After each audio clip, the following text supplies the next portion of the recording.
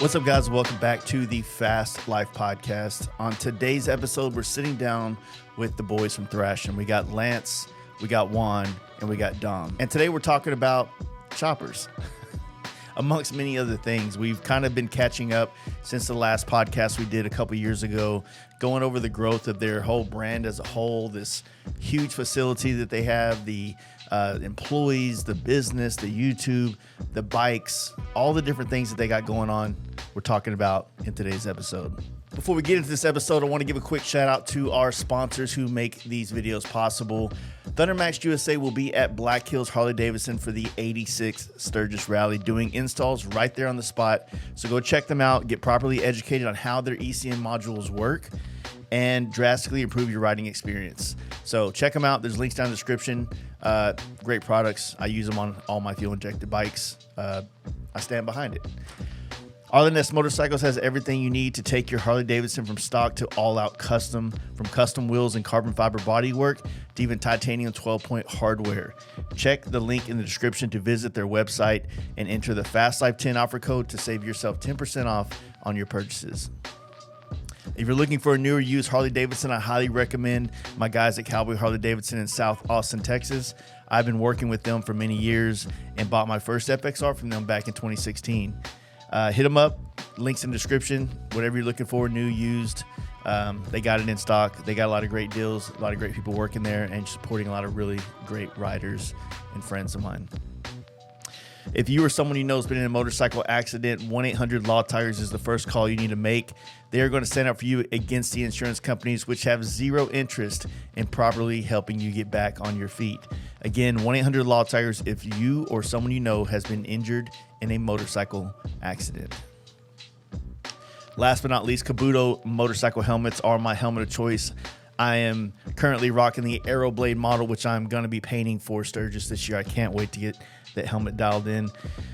The helmet has been my go-to. It's a lightweight with great airflow and has a sick race-inspired design. If you're ready to step up the quality and safety of your helmet you ride with, check out Kabuto America's links down in the description. Now let's get into this episode with my guys at Thrashin Supply. All right, what do we do here? We just talk shit about pretty things. We were doing that all lunch. Exactly. Dude, you guys have, last time we did the podcast, you were in the last spot, the last spot before y'all built this one out. And y'all always had a YouTube. It's always been like some kind of presence on YouTube, but it feels like right around that time, shit really started to ramp up. Yeah, did we do our own podcast there? Yeah, it was like a show. I was there, and it was back Good Old Park days, and I'd never even been on a podcast and knew what the fuck they were. At that point, I was just still kind of okay. What year? It was just like a random. So the very first podcast was in 2019. That's when I met your dad. Okay. Yeah, because you just came by the shop. I came by the first shop. Yeah, I think it's the first shop. No, it's not the first, but like first address. We had a couple different locations over there. And then we did that there, and everybody was getting ready for an event. So you were for a while, and then like your dad was there. I was like, dude, I could talk to him because I was already like, that's when I met your dad, and then we've had a great friendship and everything with the Two Lane Life Boys ever since. So the next time was like 2021 or some shit like that. Yeah, I came out here. You were in the new spot. We all sat down in the big conference area center part. Yep. And I don't remember anything we talked about, but every too many beers. Yeah, too many beers. Too many things going on since then. But yeah, I mean, I think that we always had a presence. I think like early on, I think I opened the page like 2016 or 2015. I think you could see like when the page opened, like maybe some of the first videos. And like, I think the first videos were just like iPhone videos of like products, like customers being like, what fits in my essential saddlebags? And I'm like setting an iPhone up and I'm like filling up, like I put 5 shirts in it and I put a water bottle and like, just trying to get the point across to customers back 10 years ago now. And then my editor, like as I realized the views were, like people watched it, I called Travis, who's our current editor, and him and I worked together. He worked at Motocross Action, and he would film all their moto videos, and him and I worked together when I was doing moto. And then he would come out and we would do like, they weren't vlogs, but they were just like stuff we were working on. Like we built like Rusty Butcher's bike and filmed it. Yeah. And we like would do a couple like product install videos, but they were like kind of vlog style. Like they would see us be like our true selves wrenching on bikes. They weren't like very like robotic. Like you need this wrench, you need this. It was just like us doing it. A little bit to the imagination. Yeah, and that was early on. And then, like you said, you were there at 2019. Well, Juan wasn't around yet. No. So he came around. End of 2020. Yeah. Or 2021. Early 2021. End of 2020. You came from the other side of the country, didn't you? Or something? No. I was at Vance and Hines. We were pretty local. Yeah. I remember some story about like y'all were working together doing other things. Oh, Miami. Yeah. We hadn't met up, or was it? I was doing Harley commentary for Flat Track. I would do the live commentary. I would do the like the stuff that would go on YouTube for Harley, and Juan was racing it. Yeah. So we were always on the same flights, and Dom and I just like, we've been riding to Sturgis together for over a decade. Yeah. We were going to events for the last decade plus, like any Harley event, and he would like take work off and fly with me to the Harley events, to the 120th anniversary or to the flat track races. So the three of us would catch ourselves 2016, 2017, 2018 at like Harley events at the bar together at the end of the night. And we would just like kind of, we vibed out, you know? Yeah.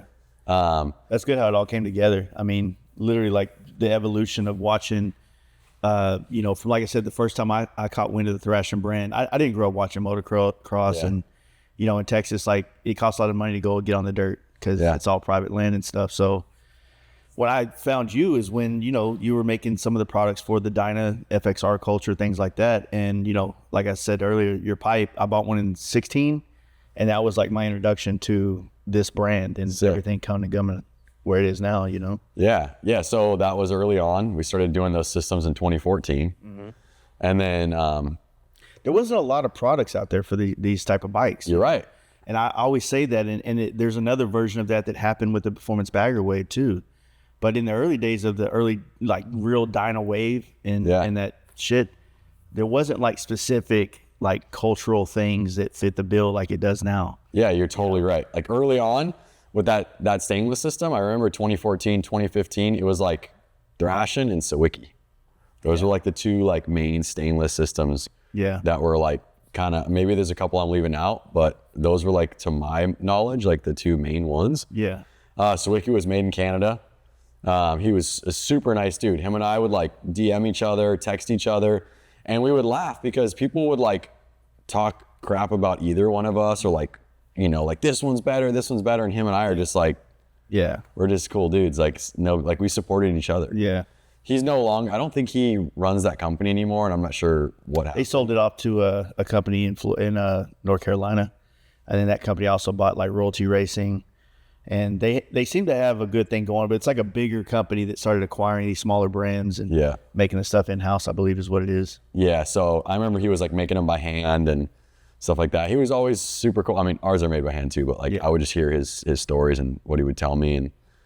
And so that was like early on, 2014, 2015. Like I told you when we were up there, my father-in-law makes machine parts, or he's a machinist, so I started making, again, parts for the way we rode, you know, and like that was just early on, you know. That's always been the good thing about the products that you do make is they're the most practical because of you actually riding these bikes. The same thing with the gear. I mean, I've always told people that I never really wanted to get into the hard parts business, but the soft goods seems like, you know, traveling on bikes a lot, you know what kind of stuff you want. Yeah. And I think that you guys have captured that in a great way by providing a rain suit that actually seems like it works. Yep.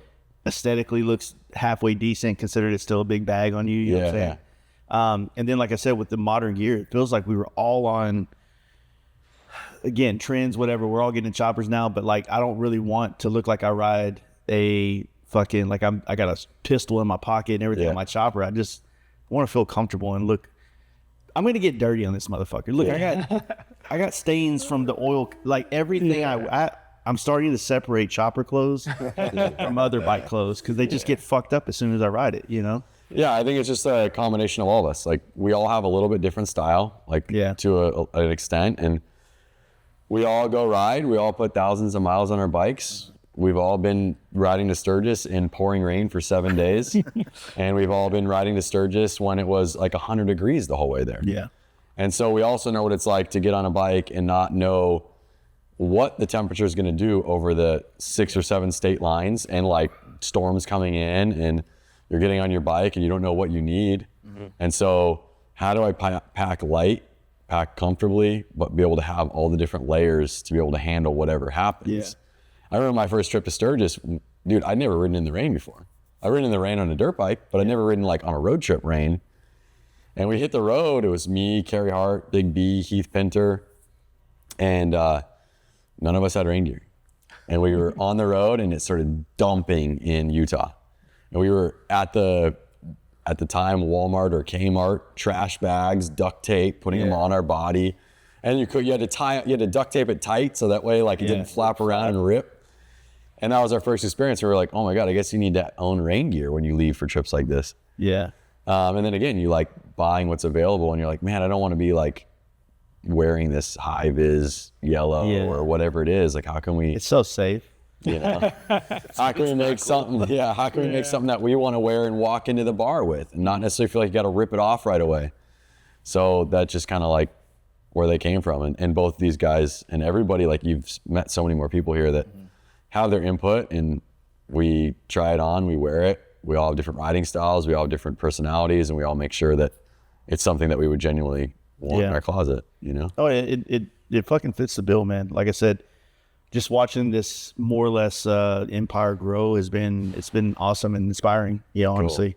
Like I said up there when we were doing the vlog thing, I was like, "This is a motorcycle shop." Yeah, it's like this shit's. I mean, it's 2 degrees away from corporate. It's right there. I'm still the guy that's steering the ship. So there's still some wild stuff that goes on here, but you got to have those people, you know, because to be able to fulfill orders in a timely manner, to be able to have the product on the shelf, you know, be looking at QC, be making sure, you know, everything's done right and the phones are answered and the customer service is taken care of and the product development is going on, as well as us having a good time and product testing and hitting the road. I mean, just like you said, you see us, we're dropping vlogs every week. That's real life. Yeah, you touched on it, like when we were talking out front earlier, like he built this place, it's comfortable. It's like you said, he spends more time here than he does home. Yeah. So like I find myself on days off, I don't get to see these guys all the time, so I'll ride over here just to hang out. Yeah. Just because it's comfortable, fuck around on bikes, whatever, keep yourself busy. But like these are the guys that ride 90% of my, you know, when you get on a bike, I'm with them. And then on my days off, I find myself gravitating over here just to hang out because it's comfortable and it's, you know, it's more than just a business. That's how, you know, a little family fare. As I've gone through this whole like deep dive over the last like 8 years, trying to learn about the culture of this chopper, like this Born Free chopper culture, the vintage stuff. All these little factions of people in different parts of the country would have like a hub like this where all the homies hung out. They all worked on each other's bikes. That happens here. And then next thing you know, that becomes like that crew, the Thrashin crew, or, you know, said many other people across the country. And then, I mean, it's the sickest thing to have. Cause I mean, a lot of people don't talk about it much publicly because, or they don't say how much having a group of people, friends, all that shit is important to this motorcycle thing. Like it's a great thing to ride. Like I'm on a solo trip, but I'm also going to see friends. Yeah. So if I was just out here alone, just fucking sitting at the beach, looking depressed, like, man, I wish I could share this with somebody. No, that's a good point and good part about the motorcycle community. You meet a ton of people. Obviously, this guy's dragged me along on all the trips, so I've met a ton of people. Met Juan through Lance. Like you end up meeting a ton of people. Like before I was riding with him, I was literally riding with my dad and like my uncles and like, you know, family and like older dudes. And then I got a Dyna because of Lance. Got it, you know, off the chopper, off the older bikes, just to have something more modern to ride, be able to keep up, not destroy my dad's old bike that was gifted to me, you know. So, yeah, you do make a lot of connections, fucking all over the United States, and then, you know, worldwide to get you know, friends from all over the countries. And it really stems from that because at the end of the day, like Dom was married to my wife's cousin. So that's kind of how we became friends. But what really brought us together was Two Wheels. Yeah, yeah. Like he would just be at like the family event and I would be at the family event. I was like, you guys like Harleys, right? And I was like, I don't know about that guy. You know? No, but like it was just like that thing. Like just playing a Step Brothers thing in my head. Right? Yeah, it was like that. You know, this was like 15 plus years ago. And it was like he likes bikes and he had his chopper and like I had my I've had choppers before. My first bike when I was 17 was a chopper, but like I was riding like modern bikes. He's like, you want to go ride? And I was like, you ain't gonna keep up. And he would come ride with us, and he would try my damn hardest. Yeah, I mean, he was some parts for the time. Bouncing around the canyons, and then like 6 months of that, he's like, I'm buying a Dyna, and he bought that red one that he's had ever since, and he's ridden it to Sturgis 6 times, maybe 8 times. The first like 3 or 4 times, no windshield. Back to the rain gear, that whole topic. My first trip, we fucking went through Arizona by like Havasu and all that. It was like 115 degrees, windy, just sunburnt to shit, no sunscreen, didn't know my ass from my elbow, no windshield, like and then this guy gave me like his leftover rain gear because he's like, trust me, you're gonna need this. Like dude, you have to. Leftover, and I fucking buried at the bottom. Like we hit I think it was Williams, climbing up in elevation towards Williams, freezing, started hailing. His dad got a really cool picture of it, like everyone's trying to get their shit on, and my shoes were soaked. He ended up getting his shoes soaked. Couldn't get to my rain gear, maybe the jacket, but I was like, fuck, this is gnarly. Like, I didn't experience. You ride the rain out here, but like California rain's different than once you start going out of town. But like this fool puts his shoes in the microwave when we get there. I'm like, damn, this is a trip. It just, dude, the storm came in faster than we could have imagined. And this was like 8 years ago. Like I was on my Dyna, he was on his Dyna. We didn't have like infotainment. Like our phones were in our pockets. We didn't realize there was a storm coming. And like by the time we saw the clouds, dude, it was just dumping. It was just too late. Like nothing you could do. So yeah, I think last minute we threw like maybe our rain coats on, but whatever else was soaked. And we just were like, we're 30 minutes from the hotel. Go. But then that was like maybe, I'm going to say 2017-ish. Yeah, I think it was 16 or 17 for sure. Yeah. And then, but then Juan came into the picture. We met on a Harley commercial in Miami. That's what I remember, yeah. Or like we might have known each other. Playing a part in this thing. We might have known each other before from like the other like littler events or other events, but this time we were in Miami for a week together. And we were riding for a Sportster commercial. Like a new Sportster? Yeah. It was like new paint or something, right? They were releasing. It was like that 70s looking paint where there was like rainbow stripes, kind of like kind of looked AMF vintagey or something. Yeah. We met there, and he was at Vance and Hines, and I was doing Thrashin, but like we were doing whatever we could to make a little extra dough when we had time off, and we hung out for 5 or 6 days there and had some fun nights. And next thing you know, like we were just shooting the shit and like sharing ideas and like cool stuff we could make and like what he was capable of, what I was capable of, and like next thing you know, we were just spitballing ideas. And at the time, he was working at B&H, and I was just like, dude, one day, like, we got to work together. Like, dude, like, we would do so well together. What were you doing? Like, what was your main gig at Vance? Same, product development. So designing new exhausts and intakes and stuff like that. Actually started there when I was an intern. It was pretty crazy, but again, I just met so many people because of two wheels. You know, I was always hanging out after hours because it was like Vance and Hines was very corporate, but after 5, like, there was a room where people would stay and work on their bikes, and then my buddy Hunter built a Born Free bike there, learned a lot of hands-on stuff, hanging out after hours. And my buddy Scott Jones, he was there. A lot of really like talented people had some time there, and I got to like pick their brains and learn a little bit of more than just Harley, like the grassroots stuff. And it was really neat, really good time there. And it was fun, learned a lot, and then was able to bring that over here. Well, it seems like not to throw any shade at Vance and Hines, but it feels like that company being so more or less corporate, that maybe the creativity side is going to be capped by a focus group or something. Yeah, it definitely was, and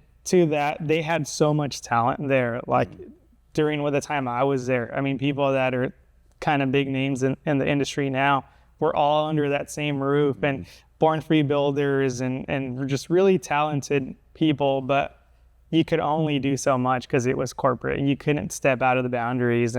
And it was sad to see that part. But again, for me, as when I was an intern, I was learning so much. It was really cool seeing like sheet metal people and good TIG welders, and because you still got to use some of that when you're doing prototypes, and you got to do kind of crazier prototype stuff. It just never made it to production. But again, like I got to use all the machines and really hands-on. It was a really good time there. Well, it works out perfect because here you have that, there's no umbrella Yeah. Yeah. There's no roof that you can kind of think up stuff like that. I think the last video I just dropped, y'all were talking about the mid controls on the Softails, and it's like cool that it's only been available for like Born Free builders in some form or fashion. Yeah. So I think it's Jacob Kennard's a really good friend of mine, good buddy. He's a local down there in Texas with us. So It was an honor when he called me and he's like, I want those mids on the bike. He texts me and goes, "Hey man, can you give me Lance's number?" And I was like, it was right when y'all were at fucking Chopper Fest. I was like, dude, I think they're all at Chopper Fest. Let me get back to it. And then I forgot all about it. And he said, I reached out to him. And he said, he like cool. DM me or something like that. And I was like, what an honor. Like we got, like I said, Heinz Designs right after we did it. Yeah. Then Heath Pinter, and then to get another call, you know, and these guys are reaching out to us. It's a good design, because it doesn't have too much big clunky mechanisms that kind of like draw your eyes to it, Yeah. So it's just real tight on the bike and it looks clean in it, Yeah, it's sleek and it kind of goes away if you're not looking for it. If you are, you'll see it. But I was really proud of that. I mean, that was kind of so many ideas that Lance and I were bouncing around when we were building that carbon bike. And there were some ideas that never came to fruition because we didn't have time, but that was one of the last minute ones. That What would y'all say like the Thrashin product design philosophy is? Man, well, first of all, we'll ride a bike stock. Yeah. That's for sure. Every bike we've ever bought new, we'll like leave it stock for a couple weeks and we'll see what we don't like about it. It's not just like, how can we make this billet or how can we make this carbon? It's like, all right, what do we not like about it? Let's go ride it and let's go see how we can improve. Like, where do you like where your feet are? Where do you like where your hands are? Like, is there anything feeling weird about the steering or the height of the bike? Are you dragging the pegs? How do the brakes feel? Like, we just try to critique it, and we try to critique it from all levels. Like, we'll send out Raymond on the bike and get his feedback, even if it is 1% of the choice or decision. But he only has been riding for a year.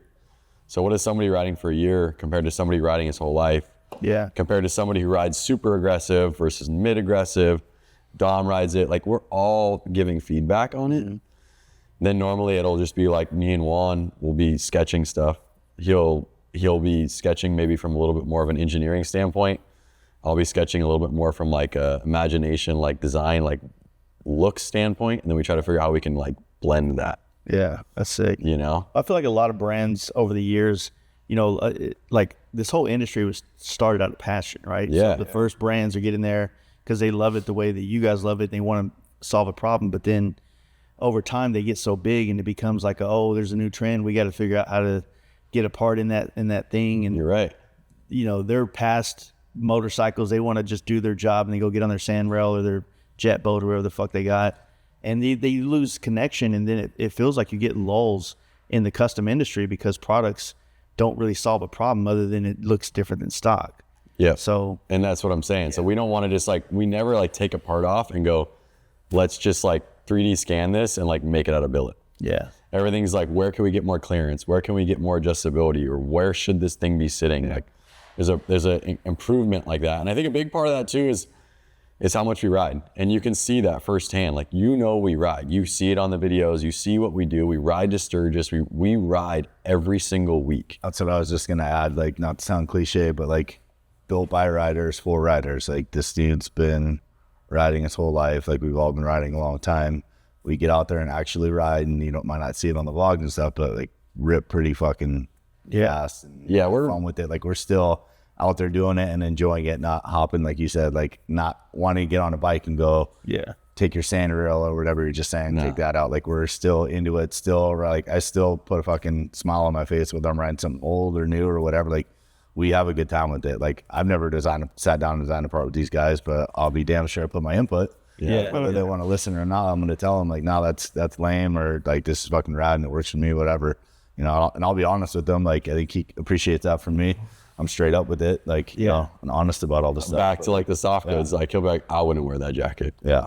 Or like, dude, that jacket's sick. Yeah. Like, and then we're like, all right, we're in the money, But yeah, like back to that, I ride to work 3 days a week, at least. The only other reason why I wouldn't ride to work is if my wife and I are going and like we're bringing something that needs to come here, like food or something, or if like today I brought my son into work. So there was 3 of us in the car. So it was just like, we all came into work today. But if typically I'm riding into work, you saw Juan rode into work today.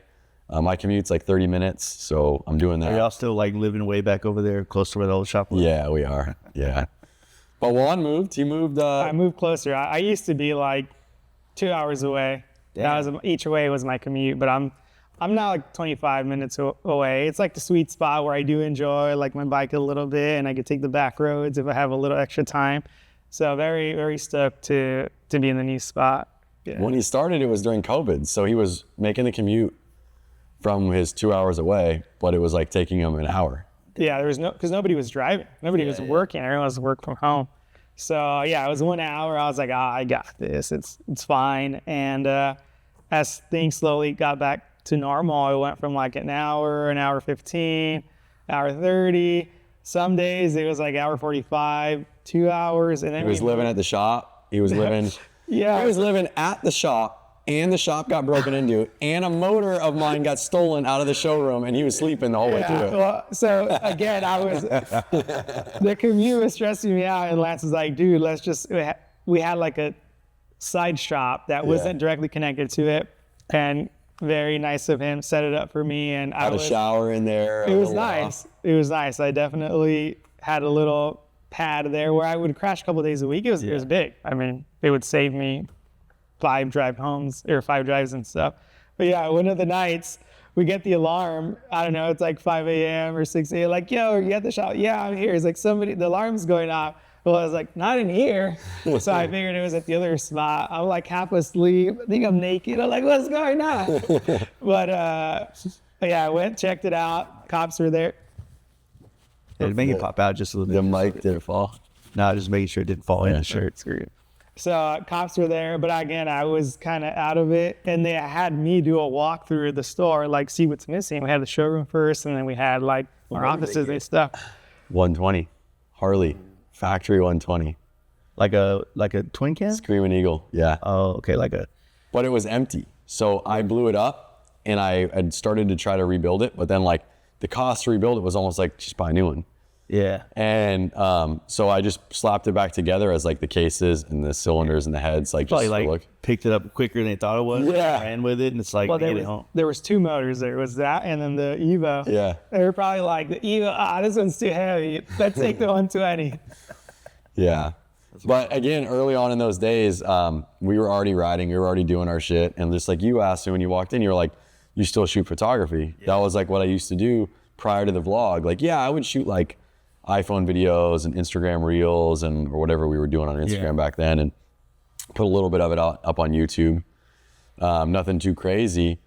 But then I was shooting all like the nice, cool photos. I would bring like lenses and my bodies, and like I would make Dom ride up the hill and like get it from, far back. And I was just shooting cool product photography and just lifestyle. And then Also shooting while he was fucking riding. Oh, yeah. Fucking giving Some more great gray shots. hair than I already have sometimes. I'm over here yelling at him like his dad. Like, God damn it, kid. Fucking relax. look back. Standing up on the bike, shooting over our shoulders and stuff. I'm like, oh, man, it's stressing me out. But So I was Kids doing get all riding. that. Yeah, so I was doing all that, and Juan was hanging out with us now. He's working full time, and he knew what we were already doing. Like, we all hung out at Sturgis before he was involved with Thrashin, but like he was like, dude, I love watching YouTube. Like, I love watching vlogs. Like, I watch these car guys. I love YouTube. Like, what we do is like really fucking cool, dude.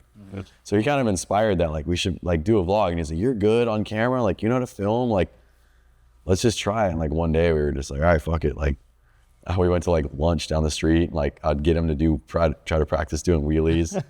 He's just an engineer who went to college, and I'm out there like, right there, dump the clutch. He's gonna for sure crash.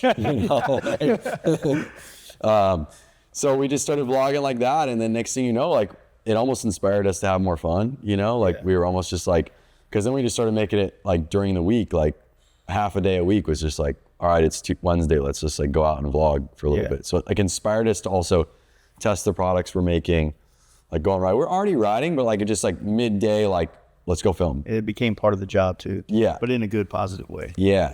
So that was like sometime during COVID. So yeah, like after that time you came out. And like you said though, we already had a YouTube page. We already had a little bit of a following on there. So like when the first video went up, like it got views pretty quick. Yeah. And from there, like we just started having fun. Like I was editing all of them. I was filming all of them. I would have my buddies hang out. I would have employees hang out. And I liked the art of it. I liked the art of directing it. I like the art of when I say directing, just like kind of like what shots I want to get, and then like how you want to tell the story of what's going on, and like putting them together and editing them. And it got so gnarly that I hired Travis, who was already working on stuff for me. But I was like, yo, dude, I can't keep editing this. It was taking me a day. I'm not an editor. This is not my jam. But if you watch the first 10 vlogs, they were all edited by me. It took him like a week. Yeah, I would be sitting in there like clicking the wrong button, like shit, like on like YouTube, like how to delete clip, like just like awful, you know? And I just learned how to become an editor, and it worked. But then when I had Travis join the team, and I made him watch all the first 10, and I was like, I want you to edit it like I edited it. Like, don't take because he went to school for film. I was like, don't take your precision editing and your transitions and like anything like that. Like literally just like chop it like I chop it. Leave it a little raw, And the best part. When you have like a photographic or even, especially photograph, because what you're doing is each photograph is kind of like a scene, a shot, if you will. Yeah. I had to do this to myself too, because I was trying, when I first started trying to do the vlog, which I'm trying to promise my listeners 2 vlogs a month.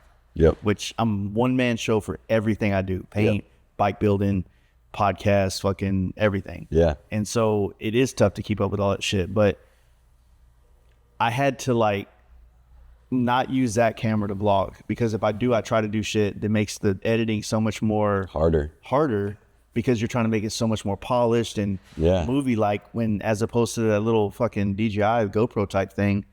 I'm like, all right, I'm just capturing this. You're capturing things in the moment. You're not like, hey, run back and do that again.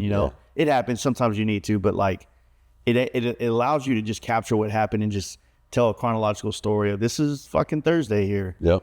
Or whatever the case may be. And it makes it easier to edit, Yeah. Our first couple of vlogs, I was using not a camera like that, but I was using like one that would like need focusing and stuff. Yeah. Dude, half my clips were out of focus. That's I would just edit it together with it. It'd be us at lunch. I'd be like questioning Juan, like, how's your sandwich? Dude, it was like blurry. I was like, fuck it. And that's all I got. It's the only clip I got. Fuck it, I'm using it. But then I realized like the GoPro, it's like always in focus. Yeah. Colors are good. Colors are decent. Yeah. Could they be better? Yeah. But like, I'd rather decent than shit, Yeah. I mean, to use that camera, you have to have a dedicated person operating it and all those kind of things, and it's just not an easy it's not practical to keep all this stuff running the way it needs to run. But it's been cool. The vlog's been fun, but first and foremost, like, it is secondary. Bring him over here. It is secondary. First and foremost, we are operating our company Thrashin here, and we are dads, and we're brothers and husbands and kids, and we have so much going on. Sorry about the noise, guys. We're getting energy drinks right now. Would you like one? You got one. You got one. I will tell you though, I was not a fan at first.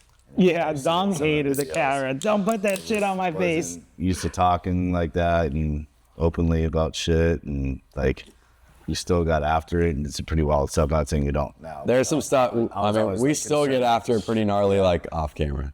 Like what's gonna make it? John would side text me. You gotta take the shit home with you, John would side text me, is he gonna vlog this ride?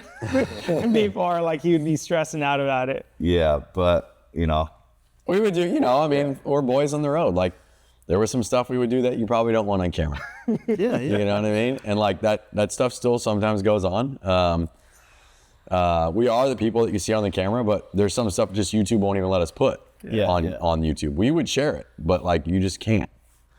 So when I rode out here last year, I did a vlog. I vlogged the whole trip, and it seemed a little more exciting than so far what I've captured on this one. But I've been alone a lot on this one. Yeah. Last year we ended up staying in Palm Springs, and happenstance I booked a sex motel. Nice. I was off season though, so there wasn't anybody. There was a couple gnarly things taking place. What do you mean by a sex hotel? They have like resort places you can go and they do sex. Give me the address so that I can go there. It's for sale, I think right now. Everybody's tagging me, but it was like I wanted to go to Palm Springs. Wait, you did this on purpose or on accident? No, on accident. Accident. So I booked this place. It was the cheapest hotel I could find in Palm Springs. I was only going to be there for like the night, right? So I'm coming in at like 7 o'clock. And my thought was I want to go to Palm Springs because I love mid-century modern architecture and design and shit. So I'm like, sick, I'll stay there. It's called the Exotic Dreams Resort. It kind of gives it away a little bit. But here's my thought process. I'm like, well, it is like a vacation spot, right? For people here, they go out there and stuff. Well, maybe I was just thinking resort. I'm not thinking about the exotic part of this. Yeah. I thought it was just like desert, oasis, kind of pool. Like, it seems like some shit you would name a motel. Exotic, maybe cactuses or something. Something. I didn't put that much thought into it. And then I get there and it's like you can't see in it. It's like walled off. There's one way in. I get in there. It says clothing optional on the door. Hell yeah. You're like, No sex in the hot tub. Hell yeah. Absolutely no sex in the hot tub. Spray painted no sex in the hot tub.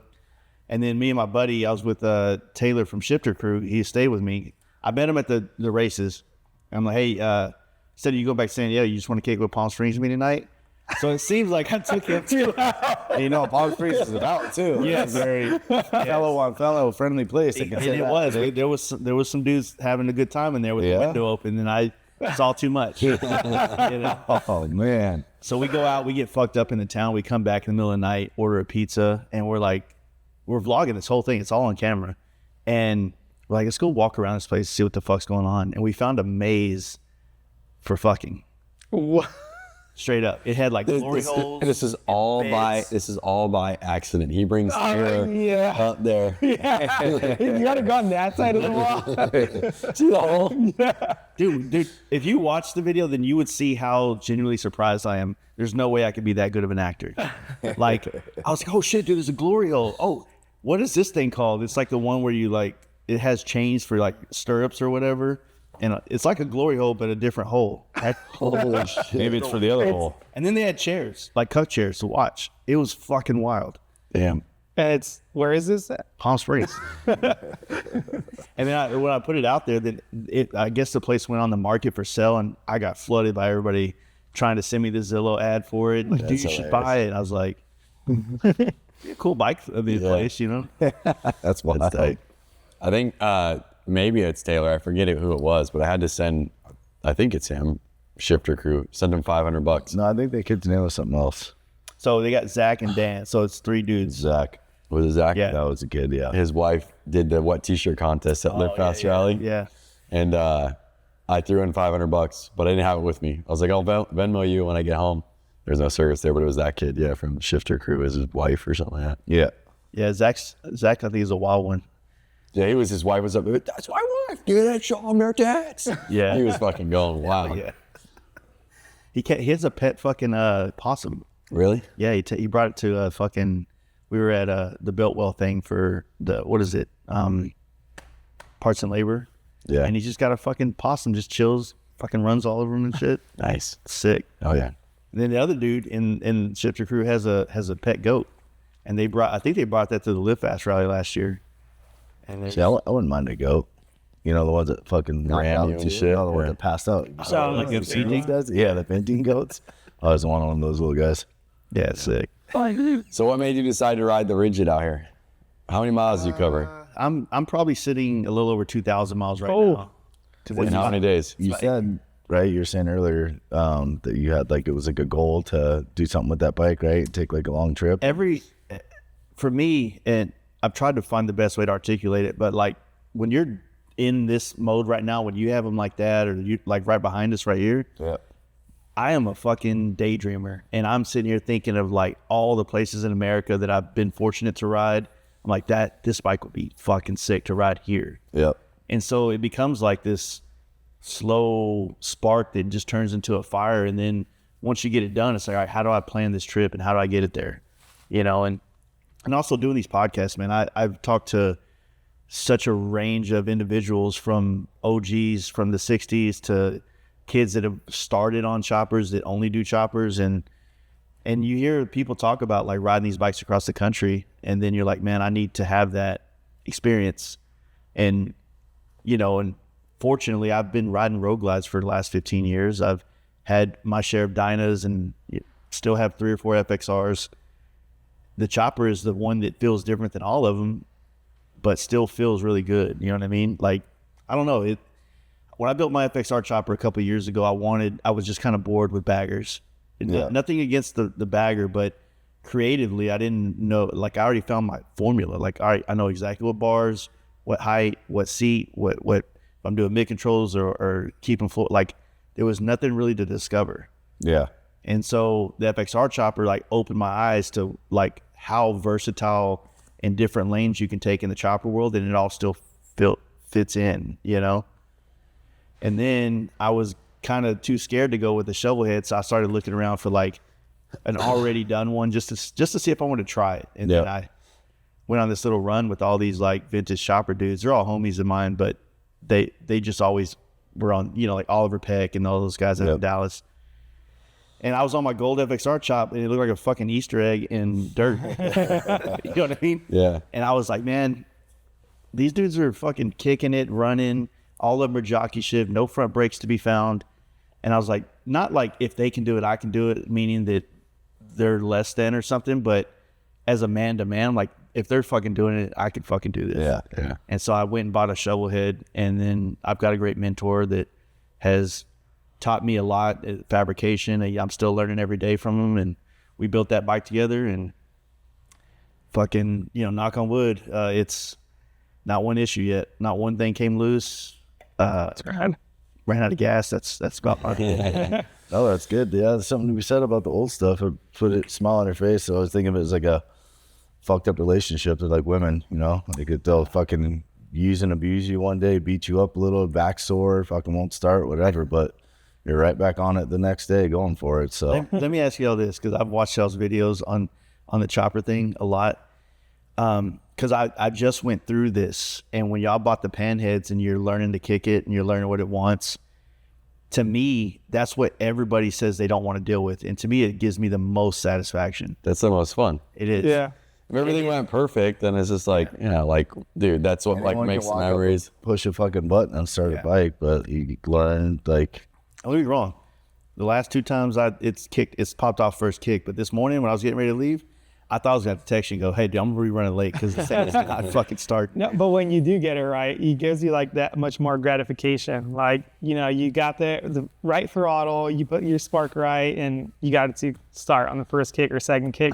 I know it's like, you don't even think about that on the new bike because you just hit the start. Yeah. But on these old bikes, you get a little extra gratification. But what's nice though is like if the new bike doesn't start when you hit this, there's a computer system and like 10,000 wires, and like you're like scratching your head. Like even Cole's bike when it stopped working on the way to Sturgis, it took us threw everything at it. I was taking shit off my bike just to replace it to see what we were changing every little electronic piece we could. It was one wire that was pinched because of Installation him. error. But like again, like it was still, there's a lot more electronics to it, right? And on the new bikes, like you have the infotainment centers and like there's a lot more going on, and all of the what is it called again? The CAN bus, and like if anything's messed up in that, like they are irritated. At least on these choppers, you got 5 or 6 wires and can kind of figure it out. I mean, we learned that getting Dom to Sturgis last year. Yeah. You got carburetor, fucking if it's not getting gas, if you don't have spark, that's another issue. Yeah, you don't have to be like, oh shit, I forgot the update. Timing, check your points. There's only so much that can really go wrong. Unless that's why I was like getting it there. I'm like, well, I've had this bike a while. I kind of know what I'm doing with it. Like, it's only so much we can, unless it's like you fucking send a piston through the goddamn case. You know, you can pretty much fucking find parts and get down the road. I mean, you got a spring in your front brake. I don't know if you swapped it back over, but it was from like the hardware store. I think it was like a fence spring. No, it was like a C10 brake kit or something. Chevy, but brake drum kit. But just so you can, and the points on those bikes, you can, same things, 350 small block, the points will work. Yeah. Like off that, like there's, you can still get by pretty easily. Yeah. Shit, you went to AutoZone this morning for a battery. And then we had, to weld the tank. There's, little shit like that. There's an aspect too. I don't know. You guys already have like great riding within a very short distance, but usually I'm used to like on my bikes that I've done and ridden over the years, I would be like, fuck it, we're riding to Cali or Sturgis or Washington or wherever, New York. Now it's like I jump on that thing and I just like cruise around my fucking city. Like my little small town I live outside of Dallas, I'll do a big country loop and I'm fucking just sunsetting. I'm like, it's a nice little 15-mile loop and I don't know what that is. Maybe I'm getting old. That's mainly what it is. But I just dig it. No, I think you have a lot to be said, and that's what drew me to riding anyways. I mean, look where we are. We're at Santa Monica Mountains, Pacific Coast Highway, right here within 20 minutes of my house, 15 minutes of my house. And that's how it evolved for me. I originally had a rigid bike. It was my first ever bike. 15-minute ride over the coast, enjoy the sunset for a little bit, head back home. You were out for an hour or two. So I think that's always been a little bit of a part that we all love. So how would you say like this, you got to watch how you say transition these days. This transition from basically building these STs, these new road glides, where did this like this drive or this like spark come from, and how did it evolve? Like over to choppers again? Well, I mean, just I guess. I say again because Dom and I built. I built my first rigid, in 2007. On my first bike when I was 17. 100-inch Evo, RevTech, 6-speed, Craft Tech frame, Springer front end, PM hand controls and brakes. That was my first bike. I sold it and got other bikes in between that because I used to just like break stuff off of it all the time and I just rode it way too hard. Dom's always been on rigids. Juan's had a collection of bikes. I've always wanted, I knew I wanted an old Harley. I just didn't know what. And then for me, like the defining moment was hanging out with Dom. Like then I started learning, okay, this is a panhead, this is a shovel, like, all right. And then going on rides and seeing his bike, like in the sunset, it just did something for me. I was like, that's what I need. It does kind of like visually. I mean, especially when you're riding with your buddies, like when y'all did the little camping trip. Yeah. Did the camping trip. Yeah. It literally, you look over at someone else is kind of in the same boat you are and you know you're doing it together. It's a fucking vibe, dude. Yeah. Yeah. So I was gonna say, I built my first panhead back in 59. Yeah, back in 2018. Yep. I was gonna say 59. Yeah. Back in 59. No, 2018-ish, 2017, 18, 19, something like that. Me and Dom framed it all the way down to the frame. I took the motor and trans over to Phil and Lydia, and they rebuilt the motor and trans for me, but then we did kind of like the basics and the 21-inch front. We stripped the front end, put a 2-over on it, wide glide. I did a Sportster fender on it, like an old school Sportster fender, and a sissy bar that Metal Haas helped me make up. And I had that, I rode it with him for about a year. But it was breaking and Thrashin was at growing pains, and I knew that at the time, like, Thrashin required more of me riding and being involved with my Dynas and FXRs. And we were having growing pains, and I was like, I gotta sell this thing. Like, I need the money to progress forward. Yeah. So I got rid of it. Dom was like, don't do it. Yeah, but Biggest regret ever. I knew he'd come around. I do regret it. Yeah. I regret selling it, but at the time, the bike was put all back together because he had, had to get the motor rebuilt, and like there's obviously issues at first, but that thing was fucking solid. Yeah, that bike ran fucking great. It was a good looking bike. So it's always been something that I've loved, but like sometimes you got to let stuff go to keep doing other things in life. So I had to move on from that bike, and I regretted it, pretty quickly after, and always knew but I was like, I'm gonna do it again. I'm gonna do it again. Yeah.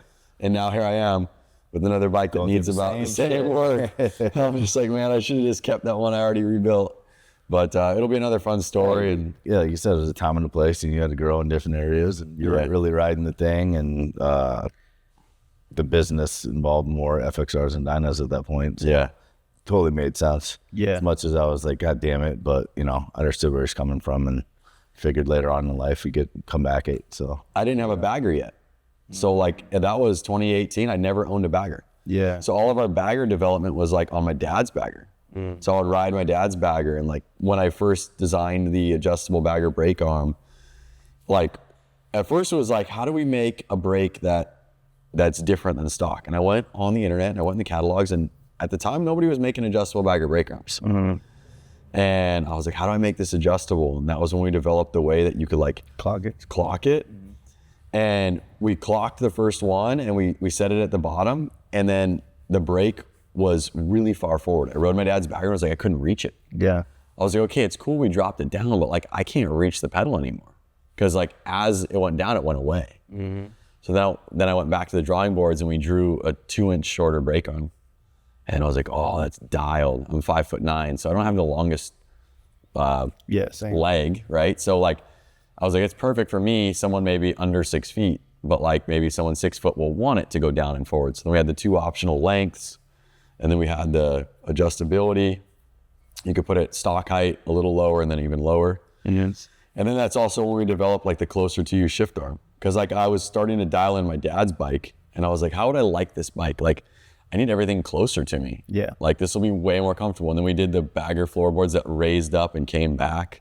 So they weren't mids, but they were like a little bit more like brought your bike in tighter. And so again, like asking us when we developed parts, like that was it. Like I was like, okay, I don't want my feet out as forward. I don't want to have to reach for my brake. I don't want to have to like put my leg like this to get to the brake. Yeah.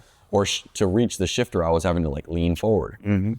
Or the big one for me was like, okay, so I was dialing in my dad's bike, and I was like, okay, I can't even use the back of your floorboard. Like the shifter tip is 2 inches wide, and you can't even use it because your foot hits it. I was like, I'm gonna cut your shifter tip in half.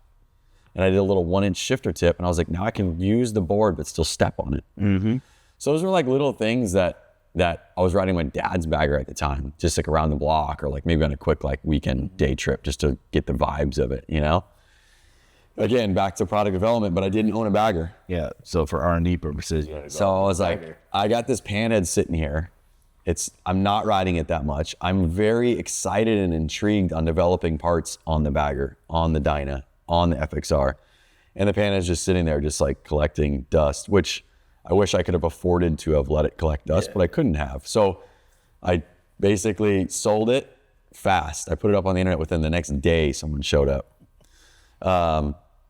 And then I put it into a bagger. I got a bagger for my first time, and then it went haywire from there. Like then we were already doing like the relocation piece, and we were already doing like the foot controls and stuff, but then it was like, let's make trees, and again, just off of the bike we had. And like, that was when we kind of developed the first, again, maybe someone could correct me, but I don't think anyone was doing multiple locations to mount your risers on trees. And I kind of got that from my moto days, because there's a lot of dirt bikes that. Yeah, y'all had the original like pullback stuff for the baggers too, from like the when we put the bars on it, we wanted to clear the. There might have been a couple people doing that back then. Kraus might have had one, but I feel like yours actually solved the issue where we didn't have to unplug the center piece. Yes, we did ours a little different. We made it like kind of like wrap around more, and we had it to where the bolts through from the top and you nutted from the bottom. Don't say that. I knew I said that wrong. But the way we did that was my machinist, who is also an engineer, he was working on it. He's like, I feel like because the length of the bolt is so long between the tree and all the like stuff to make this work, and then the amount of pressure you're gonna put on the plate, he was uncomfortable threading a bolt from the bottom up, and he's like, I want to nut it differently. They keep laughing at me when I say that. So that's why we developed that differently. We thought outside the box, like how can we make this stronger than what we've seen, and how can we make it different and work where you don't need to unplug your stuff, and like, so yeah, you're right. There was a little bit of difference in that, but that was again, like I got on the bike, I wanted my foot controls closer to me, and then I put bars and risers on it, our 9.5-inch pullbacks with mids, which was like my favorite setup, and I felt like I was like leaning for it. I was like, I got to get these bars closer to me. So we designed a set of trees. I think Juan was Did you help me with that? The trees? Yeah. For sure. Yeah. So Juan was there at the time. We're doing the trees. And then I was like, yo, let's put these risers closer. Let's leave the stock location, but let's put them closer. So then we tested multiple locations. And what we found is if you go too far back, it feels like you're steering like a wheelbarrow. Because like too far back, like, because you're already, like the way the Road Glide trees are, the forks are behind the steering stem. That's right. Yeah, I was trying to think like which way it was on that. It's like backwards. that's- It's not like this. Yeah. It's like, imagine these backwards. So then the trees are backwards. And then we were finding like, okay, Harley has it in a good location. You can only go so far back before the bike starts to feel weird. Yeah. And we tested it as far back as it would let us, like between the gas tank and everything like that. And then we just started finding like, where can you put the bars closer to you, but not really change the rideability of the bike. So we had about an inch. It's more than an inch. It's like an inch and a half. I believe, Yeah. something like that. And then again, like another creative way was like, okay, like how can we put a lock on this thing? And people were already making trees to the bike, but so we did the lock with the little cover on it with the ball detent. And so you can like cover the lock. We were always trying to think outside the box. Now we came up with a way where the OEM lock works on it. Okay. And then we did the carbon cover on it. So now your key that locks your bags locks the lock. So you're not having a different lock. Like we're just always trying to think outside the box. But again, full story, Panhead sold so we could work on The that same stuff. thing happened to me because I fell in love with choppers in 16, and I was kind of transitioning out of a culture of bikes that I just didn't fit in. Yeah. But I was working in NorCal all like once a month. I would fly up there to paint bikes, and I would go up there to paint big wheels. But everybody that owned a big wheel would ride up on their Dyna. Really? Yeah, the culture up there is much different, especially in the Delta, because you have such a bulk culture. So stereos are a much bigger thing up there on bikes. Okay. It's important to them because they wanted their big wheel bagger to be like their road boat. You know what I mean? Yeah. And the other bike was like the Ripper, right? And so I got to ride my first Dyna. This is like between 14 and up. Like I started flying out there in 2014, and then by 2016, I was like, all right, I'm just not into this other shit anymore. I want to get into something different. Built my first Dyna. Saw that show. I remember I rode my Road Glide, my big wheel Road Glide, all the way to San Francisco, and then rode back. And then the day I got home, they had dropped that 21 Days Under the Sky on. It came out on Netflix originally. Yeah. And I watched it, and I was like, this is sick. Yeah. And I was like, Curpius and I just did it, but on a different bike. Yeah. Yeah. And so that thing is You always. did it on a big wheel bagger though. Yeah, I was doing a big wheel bagger, but like What that year trip- big wheel bagger was it? I had a 2012 Road Glide. I bought brand new, and that was like my bike that I had redone over the years. I mean, I don't make money now. I didn't start making money in a sense of like, it's like probably like when I got into the FXR Dyna cultures when money started getting a little more loose. Okay. Because I went from painting big ass baggers, like with long ass bags and need body work, to like a Dyna 10 set. I can do 3 sets of these in the time it takes to do one of those. And at the time, people out here in Cali were just shipping me their shit. So But weren't those big wheel bagger guys paying good at least? no. No, I thought there was a lot of money in Yeah, I was thinking those guys put like $100,000 of those things, don't they? No, originally it's like everything. Originally there's money in it. And then once the clowns come, they push the money away. And it just becomes like kind of like people that'll financially dumb decision people that are trying to have something to look like they have money. That's a big. It's got the stock wheel in the back. Yeah, I seen that. That's a big generalization, and I'm not blanking everybody in that thing, but I'll defend the big wheel thing in the early days, like 2008, 9, 10, 11, 12. It was cool. I mean, if you're coming from big wheel cars, it was a natural progression to see it on a bike. Yeah. If you're out here riding dirt bikes and all you see is like club style stuff, it might have been a hard look or hard Yeah. like. You never saw them out here. Yeah. Never. Yeah, I've been going to it's not Neptune's Net since I was 16. I'd never seen a big wheel bagger pull up there. But you go to NorCal, they were fucking thick, and obviously Arizona Yeah, is like the just like birthplace. Oakland and up there and shit. It's more Yeah. prevalent up there for sure. Yeah, I mean out here, like you ride the canyons and there's typically more sport bikes. Yeah. So then the Harley guys, you get a little bit more guys that are like trying to chase those sport bike guys. So But so for me, like it became one of those deals where I wanted a chopper in 16, but the Dyna and the FXR stuff fit me where I was at, the friends group that I kind of had fallen into, where I was doing up in NorCal. And so it was like, and then that quickly evolved within a year, evolved into performance baggers. And we were pushing that trend, that culture in like 2017, and then that blew up because in 2017, there wasn't really, you had Kraus and you had Big Bear, and then you had like MGK MJK or whatever the fuck his name Where'd is. they go? Same place most of those dudes are, like shitty business, shitty, Yeah. no integrity. They fucking end up dipping out. You know what I mean? Really, So a lot of those, as you have probably seen, the industry of motorcycles is, integrity is a word that needs to like, it's like, how in California you had like the quality of the restaurant is like A, B, C, D or whatever.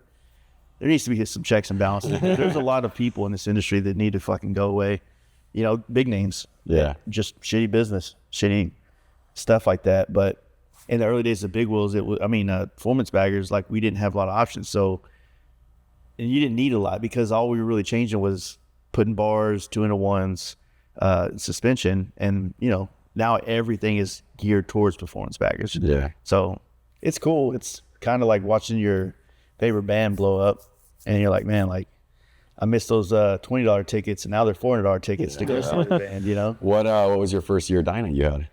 First year dyno was a 07, and that's the one I had bought the pipe from you and had it for like a year. Actually, I bought it and then I rode it till like November. In November, I bought my first FXR in 2016. And then that turned into this gold one, full fairing bags, all that stuff, big motor. Rode it to San Francisco and then down for Born Free in 2017. And then I was just in love with FXRs ever since. And then I'd find like a DX or a T-Sport. And I'd always like fantasize about having one and I'd get one, but then the FXR rode better or the performance bagger rode better. Yeah. And then it became like the only dynos I fuck with now are DXs and T-Sports. Really? Yeah. It's funny. I find that my 2013 dyno is my smoothest, best riding dyno. For real.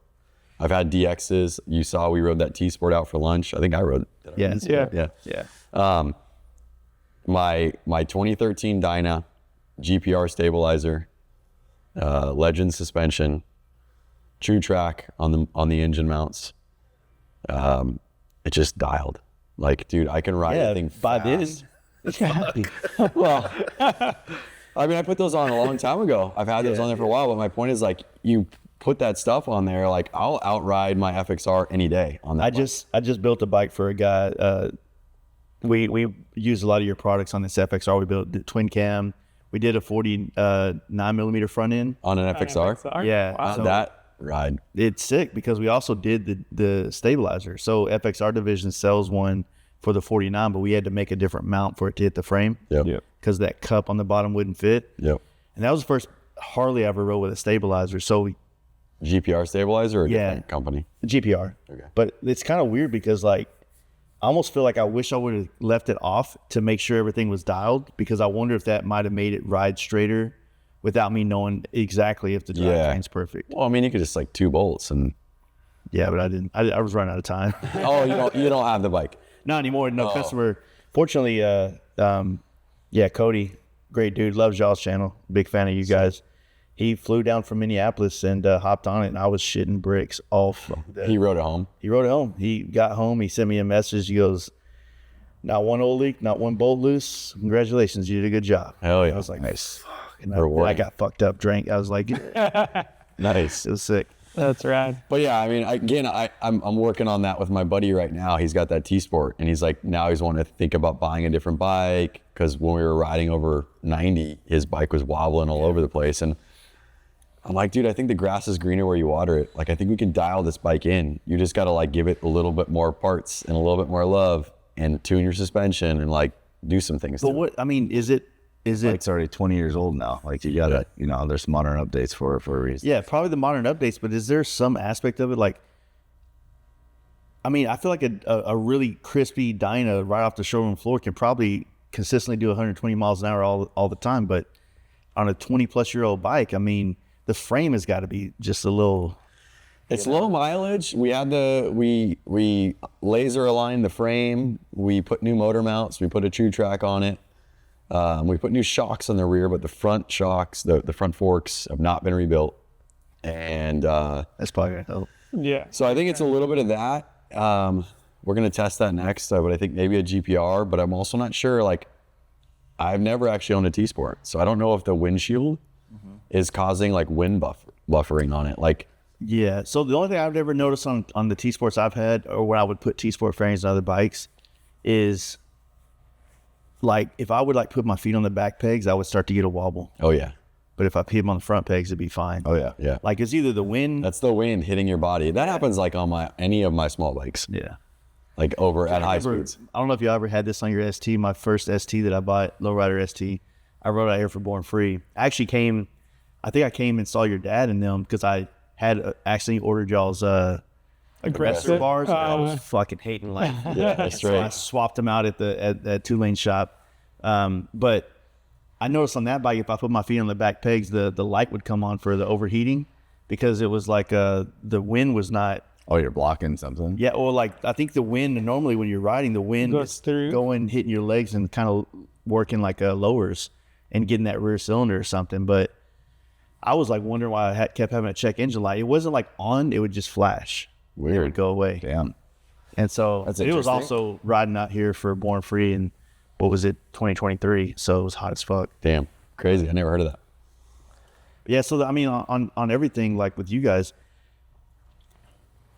I really feel like, or I like I was saying before, you guys did the carbureted bikes to Sturgis last year. That was sick. What I like about what you guys are doing is it like whenever I feel like a lot of times we're aligned in a way, like what we're. That's why I was asking you about the choppers. I'm sorry, I'm working my question. No, you're good.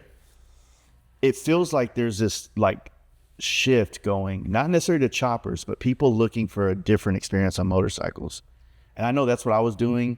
And I question you guys on that too, is like where you're at, because you have access to these brand new bikes. They're sick. They check all the boxes. But what is it that's drawing you to the FXR, the carbureted, the chopper? I think I was just talking to Jake at Prism about this, and I think a lot of it is a lot of these new bikes, they have to pass like DOT to be able to be sold. Yeah. So like there's regulations by the government that they have to put ABS on them, that they have to do throttle by wire, that they have to be EFI, that there have to be CATs. There has to be all this, like all those computers and all those things, those are by the government. Yeah. That's not necessarily Harley wanting that.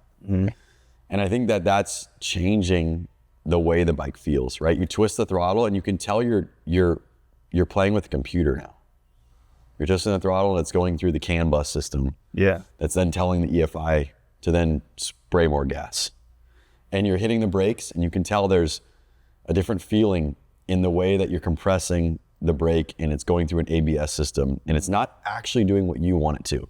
You slam the brake on and it's overriding what you're actually doing. Yeah. So you're getting overridden at the throttle, you're getting overridden at the brakes in terms of a computer also giving its best opinion on what you need. So I think there's a lack of enjoyment out of that for myself. I was just telling Jake at Prism, like I grew up racing dirt bikes where you mixed gas and you turned a petcock on and you had to warm the bike up and like it was just, you had to kickstart it and like there was jets and you changed your jets at what track you went to and there was a power band, and I did that until my teenage years, for all through the 90s and into the 2000s. And you get on these new bikes and they feel like you're playing with a computer more. And so when I get on my FXR, it feels more natural. I turn a petcock on. I have a throttle cable that goes to a carburetor. I can feel the weight of the slide or the butterfly. I can feel the tension and I can tell that it's real life. Yeah. And I can feel the bike reacting to exactly what I'm doing. And I can feel that in the brakes. If I slam on the brakes, it skids. Yeah. You know, it does exactly what I want. I'm the one articulating how much brake power it is before it's gonna skid or not. And I'm used to that growing up. So now that there's something interfering with it between, like that's turned me off on the newer bikes. That's why my 2013 Dyna, I love it. It is EFI, but it is a cable throttle EFI. Yeah. It doesn't have ABS. So it has like, it was just like right at that transition year where like, it's a little bit more dialed, but not all the way. So I think that's part of it for myself. That was fucking elegant, dude. Yeah. I think that's part of it for myself, and they can kind of explain their feedback. But one last thing before I pass it off to them is like, I think a part of it is I've ridden a Sturgis 12 or 13 times now, And we've gone so many different routes. I've gone up to Oregon and Washington and across. I've gone up to Reno and then over. I've gone Utah up and over. I've gone Arizona up and over. I've gone New Mexico. I've even flown to, where'd I fly to? Loretta Lynn's. There's Nashville. Nashville. Yeah, I flew to Nashville, rode from Nashville. We went to the motocross races there. I got to ride with Ricky Carmichael to Sturgis one year. So I've done all these different rides, and now we just want to make them exciting and different. Like, okay, well, we've ridden Dynas. Me and Juan have ridden Dynas. Okay, we've all three ridden Dynas. Okay, well, let's ride the Softails. Okay, let's ride the street glide or the road glides. Okay, let's ride the FXRs. Let's ride, like, we're just switching it up to just change the experience. That changes how many miles we're covering that day, changes the pace we're riding, changes what happens.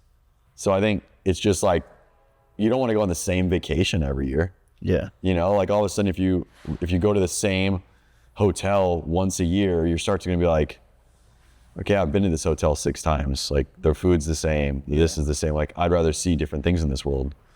Well, for us, not only is that the location, but I think it's also the machine you're doing it on. So I think that's why I like to question these boys on what bikes we're riding and try to push the limits and change it up. But well, how do you feel about that? No, I agree with everything you said. I don't want to take away anything from the modern bikes.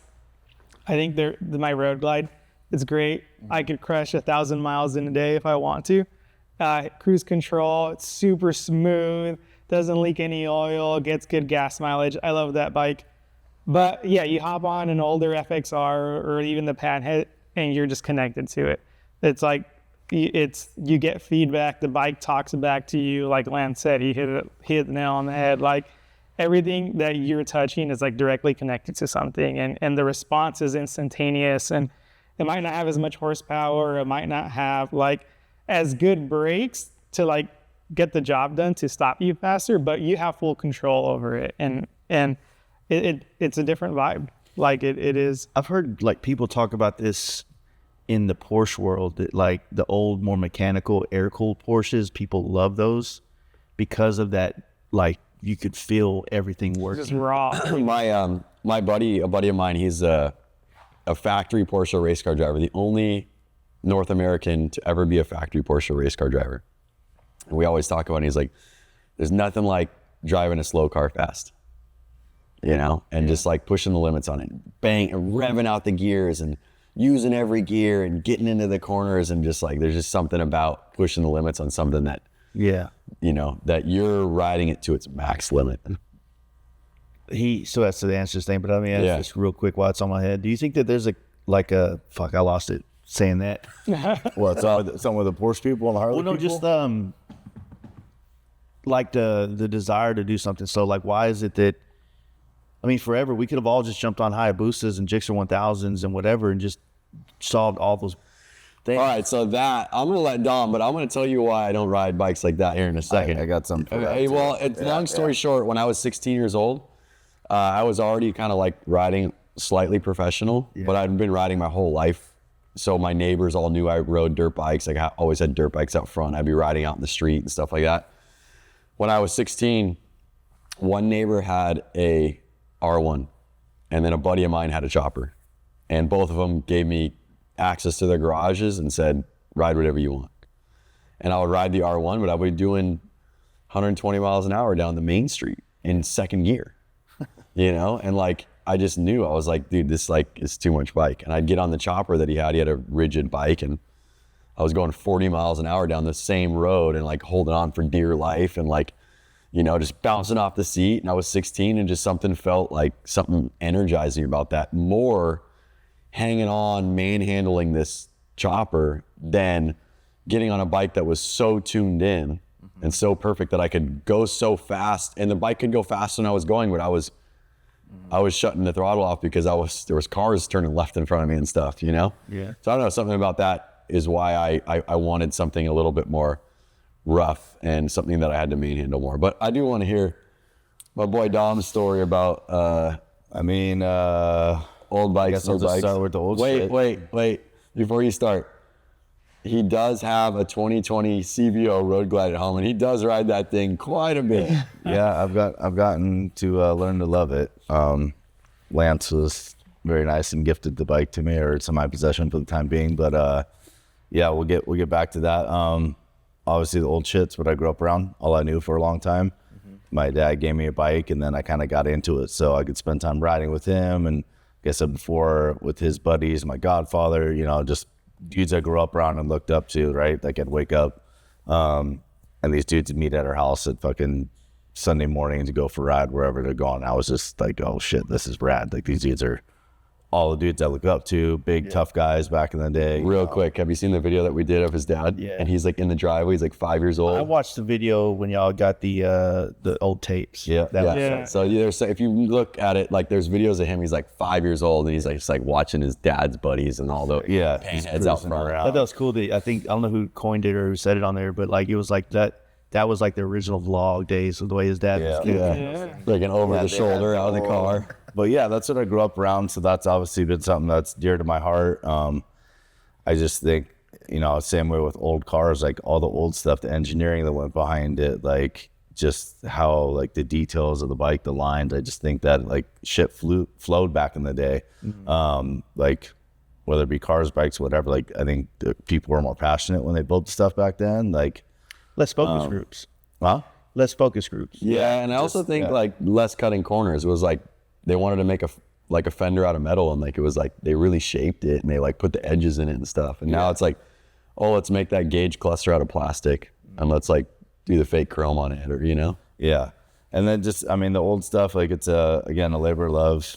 I always refer to them like relationships with women. Like some days you love them, some days you hate them. But like I still enjoy going out in the garage, working on, you know, old shit. Like my bikes constantly break down. I ride the shit out of them. Maybe that's because you're working on it. Yeah, well, that too, and that goes hand in hand with it. Like, I'm not a fucking mechanic. I'm not a fabricator. Like, I got into this shit to have a good time with my friends, and that's what I watched growing up. Like, my dad and all his buddies, they just were having good times. Like, you know, one friend was better at one thing, so they'd help out, or they'd all kind of chip in, or you know, whatever the fuck it was. I've said before, like, somebody didn't have money but needed to go ride with everyone, they pitch in for gas for that person. Like, just that aspect of it, you know, I guess old school morals, old school bikes, you know, all the stuff kind of goes hand in hand.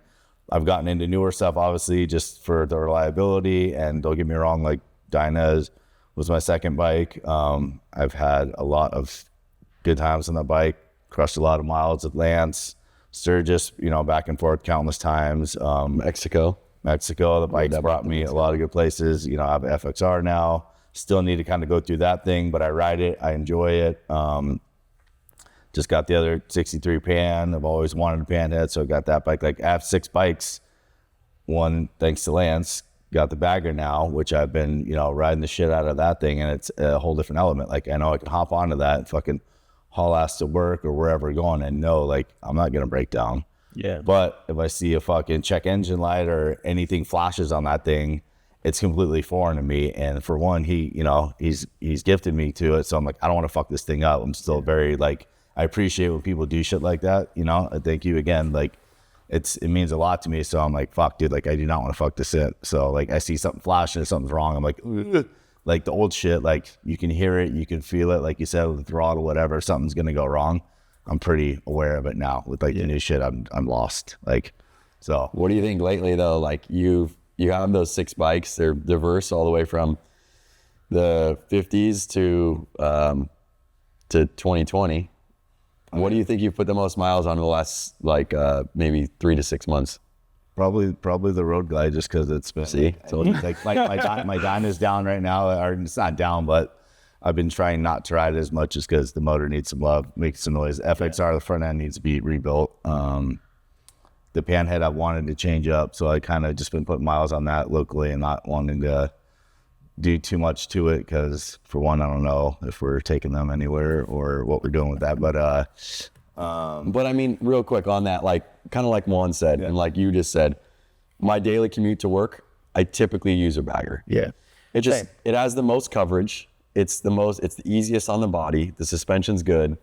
It is nice sometimes to do the electronic cruise control. Get the bags. You got the big bags. like my lunch pail and shit down there for work, and like whatever I need. You know, got all my stuff I need for work. I can just jam in there real quick. It is very fast. convenience. Big, 117 or something M8 in there. Like, So I don't want to knock, and Juan said it great, like, dude, I love my bagger, and I do love my bagger, but there is that moment where it's like, you're riding, like when it's a commute ride, I want to be on my bagger, but when it is just like that spiritual sunset ride, and you're just trying to just go like enjoy like man and machine, like then I like to get on an older bike. What I've been saying on the podcast, because I have this great opportunity to work with Harley this year, and I am on a 26 Road Glide, and it is sick in a lot of ways, but it's really hard whenever I just got my chopper running, and the way it feels like riding that thing is the way it felt like the first time I ever rode a bike. Yeah. Like, oh my God, like Two different animals. hey mom, do you need anything from the store? I just want to be on it, right? Yeah, it's two different animals. It is. The way I try to explain to people is that, like, if you have 2 weeks of vacation and you want to be able to go ride to California, Sturgis, or wherever, you kind of want that bike that just bam goes. Yeah. Like less worries, you know. I think I'm chasing more than just like the experience of it. I'm also chasing like wanting to know that I can take a machine like that and move it across the country with no chase vehicle, limited tools, and be like, all right, this is what I'm dealing with. Yeah. Same thing. I mean, running out of gas is just idiotic, but it's one of those deals. I ran out of gas. I could have been But the thing is, there's no gas gauge on it. Yeah. It's stripped down. You have the bare minimum on there, and like that bits you in the butt. You, like you said, you kind of knew you were low. I just was that low. Yeah. But yeah, it's like I love that feeling of learning something. And you said something too that I wanted to chime in on, because I think that you don't really need to be a mechanic or need to be a master anything in this. I think that there's enough, these things don't require that much. It's just knowledge and basic hand tools, and you can learn how to do certain things, adjust things, timing. That's really not that complicated. And I think men, if we're just talking to men here, they need to learn how to do shit like that. Yeah. Oh, 100%. Either way, no matter what I'm hopping on, it's still putting a smile on my face. If I'm out riding with my friends, no matter what, like, I don't care what bike I'm riding on. It could be like, they'll reference to a fat chick, like, fat chicks are fun to ride. It's like a moped. Fat chicks are like mopeds, are fun to ride, whatever. Like, I'll hop on a fucking moped right now, and it's still fun to ride. Yeah. You still just dick around, especially with your buddies. What about a fucking fat chick? off or Yeah, that. No fat chicks for me, but yeah, it's just fun to ride. And then back to the crotch rocket thing, like, I've never been into it, not just because I'm a strict Harley guy, but I've had buddies in high school that have killed themselves on them, and like I've watched people crash in front of me, just being stupid going down the street and trying to show off like those things that are fucking intimidating. Have you ridden one? They're too fast. I just did the other day. Remember when I texted you? What'd you ride? So I think I can say this on camera. Maybe I'll leave out the person's name, but there's a TV show I work on, The Voice. One of the new judges, she was supposed to be riding on the stage on they got her like a 1200 BMW sports bike to ride on the stage, and for whatever reason, like, I got put in charge of the bike and dealing with it for the day because nobody else could figure it out. So I hopped on that thing and was kind of ripping around a lot. But you haven't like ridden the canyons on a sport bike or anything like that? Pretty sure, like, I think I would probably kill my. You see how I ride? Yeah, because Reckless at times. So like we ride mostly our Harleys like pretty much to the limit. Yeah. And when you get on those bikes and you think you're at the limit, you're not even halfway to the limit. You're at your skills limit. yeah. What's 1 mile to the fucking lunch spot, right? Basically, Yeah. It's like we got on the highway and then you just fucking rip and everybody rips. I was like, man, I got a long way home. I'm just gonna take my time. Shit like that. But my dumb ass just rides fast and don't know where he is. Oh, you're saying from lunch to here? or going to lunch, I think we were going a little harder. Yeah. But I like sport bikes. I still have a sport bike. I appreciate them more at the track. I've been pretty I've had good self control. So I did some stupid stuff when I was younger, but I didn't go too crazy, and I still like sport bikes. But again, I now take it to the track. Yeah. That's kind of my thing. I want to add them to my. I'd love to add some to my collection. Yeah. I don't know. I got nothing against metric bikes, and I got nothing against any bike. I'll adventure bike or dual sport or dirt bike or sport bike or Harley, but I don't know. There was just something that drew my eyes to slowing the pace down a little bit, taking in what's going on, going to find somewhere to eat with some friends. I've been trying to give myself time to enjoy the bikes over the course of time, because I mean, especially in when you in business of this, like you can find yourself with a lot of opportunities to be on a lot of different types of bikes and different things. And I don't want to, you know, I'm trying to stay in love with motorcycles for the rest of my life. You know, I've been doing it since I was 20. I'm 43, about to be 44. I started on sport bikes. You know, I've had lots of, 5-10 year eras of styles of bikes. And, just coming into finding these or them fitting in with my life, I don't know how long it's going to last, hopefully. Riding Harleys? No, I want to stay riding them forever, but I just hope that I can prolong the enjoyment of this. What I'm getting at is that basically I'm listening. Falling out of love with certain aspects of these bikes or certain scenes or whatever the case may be is possible. And I really want to try to keep this thing like a real big part of like my future. Yep. But also the other thing is that like I make money working on bikes in some form or fashion, and like everything I do is a very modern thing. So finding a way to make it fit this old aesthetic is kind of the new challenge. I was saying earlier how I want to challenge with things, but I don't really, I don't make money on choppers. I make money on What's Here, current? here's my old panhead. Oh yeah, I remember seeing this. Fucker looks comfortable. That seat looks. Yeah, Saddleman made me the seat. I'm trying to find my original Craft Tech. Yeah, maybe that's you go. why you're falling back. Tough guy, dude. Doug screenshots this and sends it to me like once a week. Oh fuck, you like Kid Rock, dude. That photo, I'm 17 right there. God damn. That needs to be the cover of this podcast. That's the same street where I was doing the wheelie with my daughter Luca and Dom staring at me. So that was where I grew up. Right but the old house. Screenshot this and make sure you put it on the thing. Tough guy Lance on his Springer chopper. But yeah, I've been into it my whole life. Bikes is all I know. To also kind of, stroke you guys off a little bit, I think that you guys showing all this through YouTube is going to open it up to you see it happen in the Midwest or the South where I live in Texas, all the way across. Like you see the dealerships now, like your parts are in the dealerships as the way, like, because I think it's because of YouTube. Obviously they're great parts, but YouTube, these people see it all over the country and they go to the dealership and now they want some Thrashin parts. So there's like Thrashin walls everywhere. Yeah. Right. Most dealerships that I've ran into, you'll see that their bikes that they customize to sell will have like your guys' parts on it. Yeah. So you have this influence now, and now when you get into these other bikes, it's only going to be a natural progression. You're going to see a lot of people go, you know what? Let me look into that. My dad has one of those, or my grandpa has one of those in the back. Yeah, for sure. That's the goal, right? To keep it alive and 100% build shit for people so they get out and enjoy the road and ride, and it's comfortable for them and it's good quality parts. I'm not sitting here trying to blow smoke up my guy's ass, but he knows he makes good products.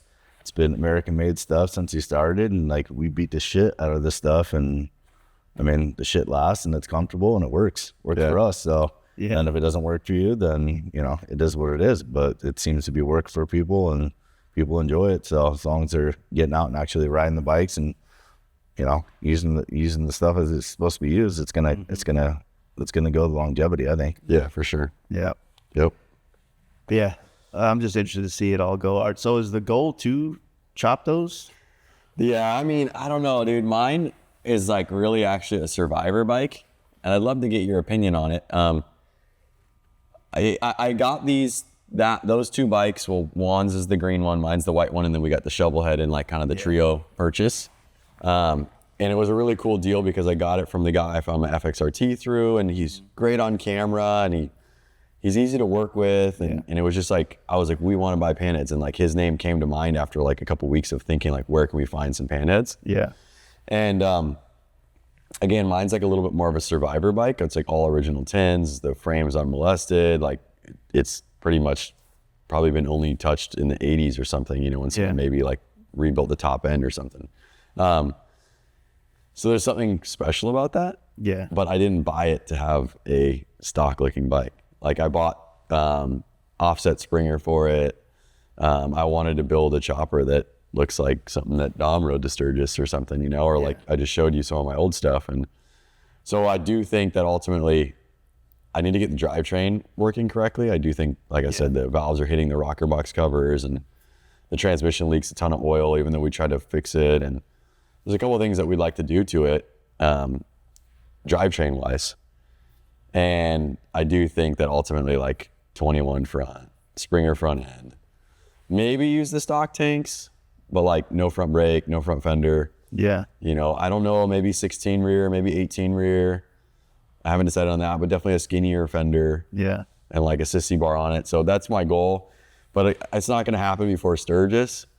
So do I get the drivetrain working and ride it OE like that? Which I'm not going to lie, dude, that pogo seat is pretty comfortable. Watching on the videos, it just seems like old cops. It feels like that. Yeah. With the low bars, and you're kind of like, I mean, I don't think it's definitely got to be comfortable, you know, but we've been battling Juan's bike since he got it, like something up with the oil pump. Yeah, it's something pretty bad. I need to pull it off. I have all this stuff, but I was telling him I got to fix my FXR. I don't have 2 bikes on the list. But like, dude, his bike, for some odd reason, he rode it all the way to Kern, rode it back, no issues. And then he's like, I'm going to go take it home and show my parents. We were all sitting here on like Friday night, and he started his bike, and dude, it was pumping the oil out of the cases as fast as the oil was pumping through the motor.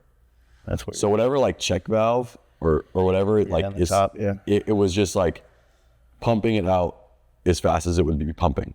Usually the check valve thing is for like when you When turn it's it sitting. off. Yeah. And we fixed our check valves. Like we did the, like we re-tapped them and like we put new balls in there, new springs, like we did all that. And mine is, I think, kind of fixed itself, Yeah. but his is. I mean, I was reading it could have like some cred buildup where the ball's supposed to seat. So I think it could be a couple of things, but I do think as the bike sits, because my bike will go for 2 weeks without starting. I just don't have time to get to it. So I do think it just sneaks through that check valve, builds up in the case, and then when I start it, it's got half a You quart think in that there. much? You think it was only half a quart? Or It a seems quart. like That was a lot that day. I was like, Yeah, when it too much. pulls up like that, it seems like it's a lot because it's on the ground. Yeah. you know. But If you really like put it in a container, it's not as much as you think. Yeah, this one didn't stop that day though. It was definitely more than just. So, I mean, the bike, when the first time I started it, I never thought to check the primary, but it had like 3 quarts in the primary. Somebody sealed off the lower dump tube where it's supposed to like dump to the atmosphere. Yeah. Somebody put a plug on there, and I'm guessing because the bike's set for 20 plus years, most of the oil like sumped and then went into the primary, and it was sealed enough where it wasn't leaking when the bike was off. But when I started it, it had at least 2 quarts in there. Like it was like a wet style. I was like, I'm pretty sure it's not supposed to be that way. So I rode a couple of times not realizing that, and it was just covered in oil everywhere. And then I was like, fuck, I need to pull the primary off. And when I pulled it, it just dumped it all out. So there's something that I need to go through it. that's why I like the open belt stuff. It's like the one less leak you got to worry about. Yeah, for sure. That's what I had on my. I had a belt, but I had my cover back on. Yeah. Yeah. So I had the belt, so Turn it the was. oiler all the way down. Yeah, we plugged the oiler. Yeah. Like we just had a bolt in there or something. Yeah, I might want That'd be interesting to see like y'all's take on building them or something like that into a chopper and seeing, and I always think like, having some kind of like trip to do on it. Like, So my goal is across the United States on that bike. I know like Dawn wants to ride to Sturgis this year on them, but like I'm a little worried that I'm not going to be as confident in my drivetrain, and like I really don't want to ruin the trip. I don't want to like, I know we can fix things, but Rush through it and yeah, be stuck. and like if we have 3 bikes, if y'all did a cross country trip on those, like just imagine all the stops you can do and how you can make that I'm thinking content now. You know what I mean? Like Content farming. There could be a lot of different things with the places you're stopping through and, yeah. coming to visit people and getting like access to like different parts of the. One of the things that I really want to do is the East Coastin' boys have been a vital part to Thrashin'. Like they had Thrashin' pegs on their bikes in 2015 that they bought. So they like rocked with us, and I saw it on their Instagram, and they didn't have that many followers then. And I called them up. I was like, yo, like I want to hook you guys up. You guys are killing it. And then I ended up like going to New York and meeting them in 2015. And like they've been family to me ever since. What are we, 11 years now or something like that? And so like those boys, again, it's like home over there, right? So my main goal is like I want to touch the water in Santa Monica here. and then I want to like get all the way to their place and like have a beer with them there, and then like touch the water in Connecticut. So it's like, I want to do that. And obviously these boys have been vital to that thing too. So I'd love to take the bike across. Gabe over there, he's just got so much history in motorcycles as well with his dad and the club that is at their spot. And like, they're all so welcoming over there. And the East Coasting guys are just everyone. I feel like family when you go back east. They're just fucking, you know. His dad's building, like the building that they're in, was built before America. There's a story on it. It was built in, so what, America is 1776? Yeah. It was like 1745. It was a church. So yeah, it was With a lookout tower over the water. it was the tallest building of the time. So like, yeah, they could see like ships coming in and stuff. It was pretty crazy. Yeah, so like, I don't know, that's been a dream of mine to go from here to his shop on a bike at one point. And then it's like, I mean, how cool would it be if it was on the Pans? And then like you said, like how many stops are along the way? Maybe we ride like Route 66 for a bit of it. It's gonna get something old too one of these days. Yeah. We've talked about it quite a few times, so. Yeah, the thing about 66 on some old shit and then just throw it in his face like, all right, dude, you're next. Gotta get something. Yeah, there's so many routes you could take and be sick, you know. But yeah, that would be super dope. And that's the kind of stuff that I like traveling on bikes. That's my thing. That's what I love the most. And doing it on these different bikes, doing them on old bikes, it all just changed. I can't tell you how many times I ran out here to Cali. My wife's from here. So yeah, Santa Clarita local. Yeah, riding around out here all the time. You know, it's like, fuck, I could hop on the Road Glide. I could actually probably ride the Road Glide here in like 26, 27 hours. You know, not here, but like LA, hit the border. But it just felt sick to do it on the chopper, man. Like, That's good. Good when I got to 800 miles, I was in Lordsburg. I think I was telling you about it earlier. I was like, the sun's still out. I can make it to Phoenix. That'd be an iron butt on a chopper. You did a 1,000-mile run? I almost did. I stopped at 800. Wow, that's pretty good. 24 hours. Oh yeah. So I left at 2 a.m. and I made it shit.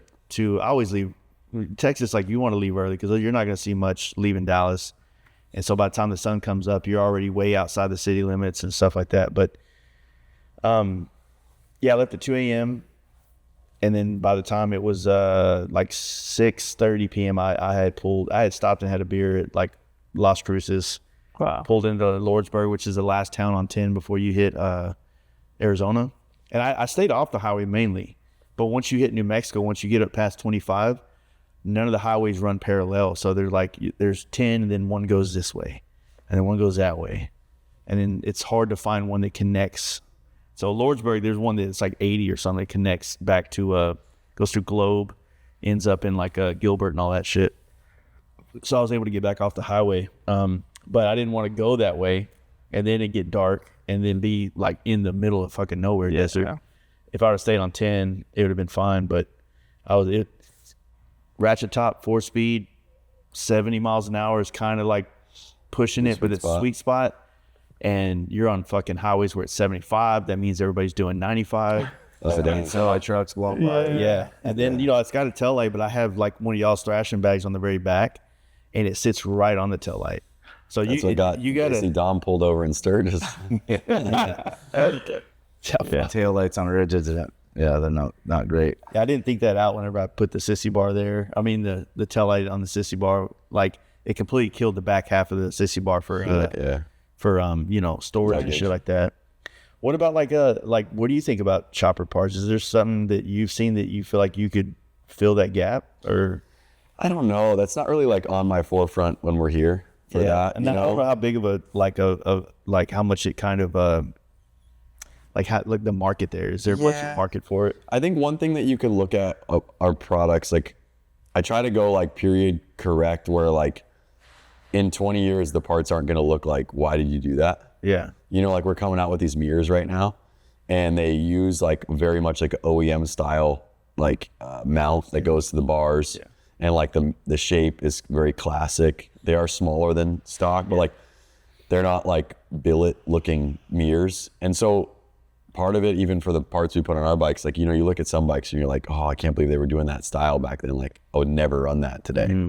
And that's why like a lot of my bikes have stock paint jobs or the stock tin sets. And like, you know, I like to kind of be very timeless classic. And I feel like when I'm on these bikes, like especially the choppers, I like to do the period correct classic. So it's like you're gonna see us bending metal here and doing stuff that's like one-off pieces, you know, and like, so I don't see Thrashin making any parts, you know. Well, I was gonna suggest, because I mean, like if you were to have bags that fit that scene, Yeah. because they are functional in their form, but then it's like say your big Thrashin bag, like the one that you know says Thrashin everywhere, a little over branded, but it's all good. It's luckily you put that on the back of a chopper, and it's like, man, like there's no logos anywhere on this bike, and then you know, Yeah, so like Dom runs with like our mission duffel, which is a little less logo-y. yeah, that one, yeah. But It's got a bunch of webbing, a bunch of shit you can strap to it. So I mean, it works good for me. It's got the open top too, so you can just fucking dive. But Jake, who is building this one, who you met earlier, he's our soft goods designer, and he went to school for that. Nice. And he, you know, he feels the same way, like you're saying. And he has upstairs in that room that I didn't let you in, we have bags that would fit this style, but very much like cross. Like you can run it on your Dyna FXR, but you can run it on this. You can run it on your bagger. But like if you ran it on this bike, what I'm saying though, right? 1,000%, 1,000%. I get what you're saying. So, but yeah, I don't feel like that's parts, right? Like that's like in our bag line that will work on any model bike, but would look cool on these bikes. So you may see some bags that are maybe a little bit more inspired by this era of riding that we're doing. There's some good shit. Well, like the jackets and good shit upstairs, and the vests and the gloves, like all those too. You know, like I said, I mean, the world probably doesn't understand that, like when you ride certain bikes, certain things just don't feel right. Yeah. You know what I mean? Well, someone commented on our video of us wearing like open faces, like, oh, you're cosplaying chopper guys. And I'm like, these bikes go 65, 70. Yeah. Like we're okay wearing open faces if we want, because you're not going 90 to 100. Yeah. And so like, just like you said, there's roads where cars are doing 90 to 100, right? Well, we're on our modern bikes, those bikes go 90 to 100, and I want my face covered, and I don't want bugs hitting me at 90 miles an hour. But when I'm on these old bikes, you're slowing it down 30, 40 miles an hour slower. And if you wear an open face, that's the vibe. That's the fit. And like, it feels good. I'm not cosplaying. I'm wearing. That's funny. Someone commented that, like, dude, I'm wearing the helmet that feels. I don't ever respond to shit, so it's just fucking go nuts. Yeah, like, you know, or I wore my work boots when I rode my chopper. Well, I'm gonna kick the bike all day. I wanted a solid platform shoe. Yeah. I don't have to kick the bike when I'm riding FXR, so yeah, I'm gonna wear my comfortable Vans. Or wore leathers to the track. Like it's not cosplay. Like that's just we were at the track because you know you have to wear leathers. Yeah. So there is different apparel, gloves, jackets, helmet, shoes, boots. Are you on your sport bike on the track? Are you on an old style chopper? Are you on a little bit more modernized Dyna that you're trying to rip fast? Like, and those different. You said it yourself. You got two different wardrobes now. You got one for the chopper and one for because you know you're gonna fucking thrash the clothes and be covered in oil. Yeah, that too. Oh. So I think we've already kind of gone that way. I mean, right here on the table is a pair of like Roper style gloves with like some flames on it that we have that I wear on even some of my modern bikes because they're comfortable, you know. But we have some apparel. Yeah, like taking Roper gloves and actually making them comfortable is the goal. Yeah. Because the ones you get at the gas station or most people that make them, it's like fucking leather seam on the inside. Yeah. It's like, fuck, dude. Yeah, so I think like you'll definitely see influence in what we do that may come from that. But I don't know about parts. I think. Yeah, parts are hard. You know, but that's kind of what I was more getting at is like, what do you think that like bringing something from the Thrashin brand that kind of helps solve, again, more problems with stuff. Like I said, I've got one of just about every one of the bar bags over the years that solved like, well, I don't need that much space taken away, or my dash sticks up too high, so I got the little narrow one. Yep. On the back of the chop, I got the tall one that is perfect for like sunblock, this, that, blah blah blah. Quick tools I need, and then in the bag I got the okay, something's wrong tools. Yep. And then quick spot for gloves, take it off if I don't want to rip gloves right now or whatever, you know. So. But like I said, if there was a way to make that aesthetically fit, like you'll see some stuff. You'll see some stuff that you like. You'll be like, yo, I need that bag. For sure. So there's some bags, but again, it doesn't fall too much out of our wheelhouse. And but I think there's like I said too, there's something special about the choppers, about finding that part at the swap meet that's also as old as your bike, or that has the crust or rust on it that matches the bike that you're rocking. And you're like, this thing tells a story, dude. Like this kickstand mount is as old as the bike or whatever you're trying to find. Not implying this about you guys anyway, because like I said, you just said y'all bought these machines to make some parts for these fucking bikes, right? But there's like modern bikes and billet work. That's what I'm saying. It fits it. Yeah. It's like, oh, those machines weren't around then. So it's like, you know what I mean? So there's certain aesthetics that just doesn't, like if you were making hard parts, it would almost be like you need to be having laser cut shit out, welding it to this and casting it. Casting or polishing stainless, whatever. Like there's a different aesthetic in the way the parts need to be made. So definitely. So yeah, we're definitely planning on making some custom stuff for our bikes. And that's the other thing too, is like, we need months. We're doing a lot here, you know, like we're also doing our regular job. So like, we don't just get to hang out here and make sissy bars all day. I should do one vlog where it's just all office shit. Like just I've said that to the boys. Like I've said, like if we had a hired filmer that could follow us and actually just see what we do all day, one, it's gnarly shit, funny shit. But two, like the crazy thing is like we're making like The Office, you know, like the TV show. I've said that. I've said we should do a full office spiff, like where like each of us goes and like sits in the office and like complains about the other person. But also like with that is we're designing stuff 2 years out. Yeah. There's products that we're like, the mirrors are dropping for us next week. We started working on mirrors a year and a half ago. Yeah. And went through trials and tribulations of like convex mirrors and like what materials to use because mirrors vibrate and like, so, and how do we make sure that the mirrors are going to stay strong and not start to fall? Like, so him and I were doing these mirrors over a year and a half ago with initial drawings and then like getting samples made because now you're going with mirror, you're going with machining, you're going like, there's a lot of components coming together. And so it's like, you're testing it and like we failed on our first try. Like there was a lot of issues and that was a year ago. And like if people see that, which I know there's like a lot of cool part about it, but we started releasing the mirrors and the vlogs maybe 3 months ago. There's not a post or a vlog we can put out without someone going, when's the mirrors dropping? When's the mirrors dropping? And then it's also like, it gives a little bit too much eye-opening to our competitors. You know, like look what they're working on. Look what they're doing. And so like, there's a lot of stuff that we do keep under wraps, you know? And that's why like I didn't let you in that room. You know, it's not that I think that you're going to rip it, but it's just like, we just don't know like where it might go. Like, yeah, like you might not even think anything of it, but like, dude, I saw these guys working on this sick part. And the next thing you know, like, so there's a lot of stuff that we keep under wraps and that like, we're just working on up there and we're unsure if it's going to work. We're trying out materials we've never used. We're trying out different techniques of how to make stuff.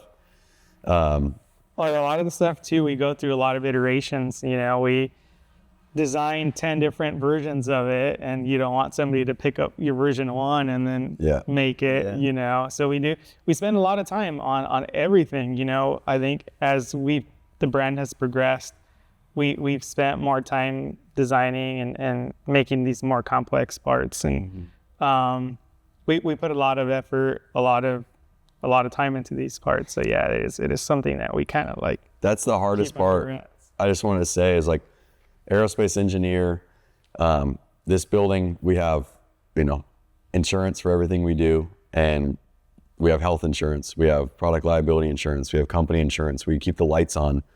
We have 401k for our employees. We have, you know, highly skilled people and we're doing all the R&D from the riding R&D to the real testing to the computer simulated R&D, everything that we go through, and we'll release a product. And the worst is when somebody rips it off. And even worse is when somebody on Amazon rips it off. And they don't have any of that insurance stuff I was talking about. Yeah. They have no overhead of the engineering or R&D, the year and a half we put into something. They rip it off, they sell it at basically like their cost or like their overseas cost. And it's like shipping from there. And then you get somebody on some forum saying you're ripping them off and these people have it for cheaper. And it's like, dude, that person didn't put a year and a half of development in it to make it. You know, so like we really pride ourselves and that's why we wait until the last minute until we're ready to show it off, you know? That goes back to the integrity thing I talk about, that like there's not, I mean, any industry that has a profitability and it's going to have vultures, of course. Right? The integrity of a lot of brands just, you know, someone will, I mean, dude, there's an entire brand in Phoenix right now called Fast Life. I saw that. Yeah. You know, I saw after you posted it, and then I saw him at the event. Yeah, and it's like, I mean, the dude has a job. Like he has a job. Like he has a business doing wraps, right? Yeah. So you have a business outside of the motorcycle industry. And instead of coming into the motorcycle industry and just enjoying motorcycles, maybe supporting some of the brands that you fuck with this money that you have, you took the money you have and decided to make more money off the industry itself. And better yet, you did it by fucking ripping off someone else's fucking whole aesthetic and brand. Yeah. And then acting like you never knew it. I mean, some of the shit he's replied to is like ignorant to the point where like he probably didn't know.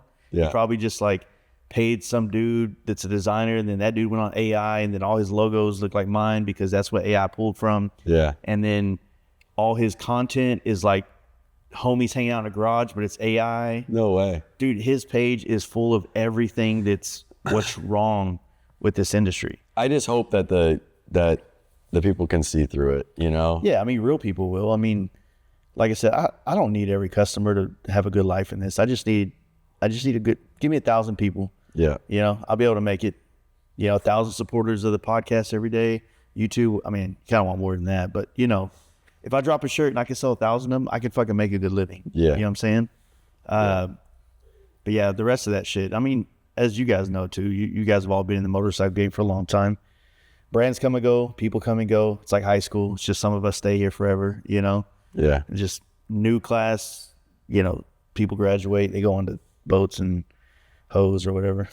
Like you said, the integrity and the way people want to carry themselves in the business, and how you go about yourself, and I always, stay humble and do your thing, and don't be a dick to people. And I think you go pretty far. It goes with anything in life. Yeah. You want to be a piece of shit and treat people shitty, then you either get your ass kicked or people aren't gonna mess with you. So usually it's a good thing because fortunately I didn't really have to make a big statement about it. A lot of the people that fuck with us spoke up, and that's always appreciated. That just knows, same thing. Like remember a couple of years ago with the Heim joint problem. I was on a bike trip when that happened, and I had to say something. So it's like I knew the brand that you had. Yeah. And I knew that it was your family work there, the employees. I knew that you were doing it all by the book. Yeah. And somebody that's trying to have an online store that's just like making a part here and there and didn't create the fucking thing. Yeah.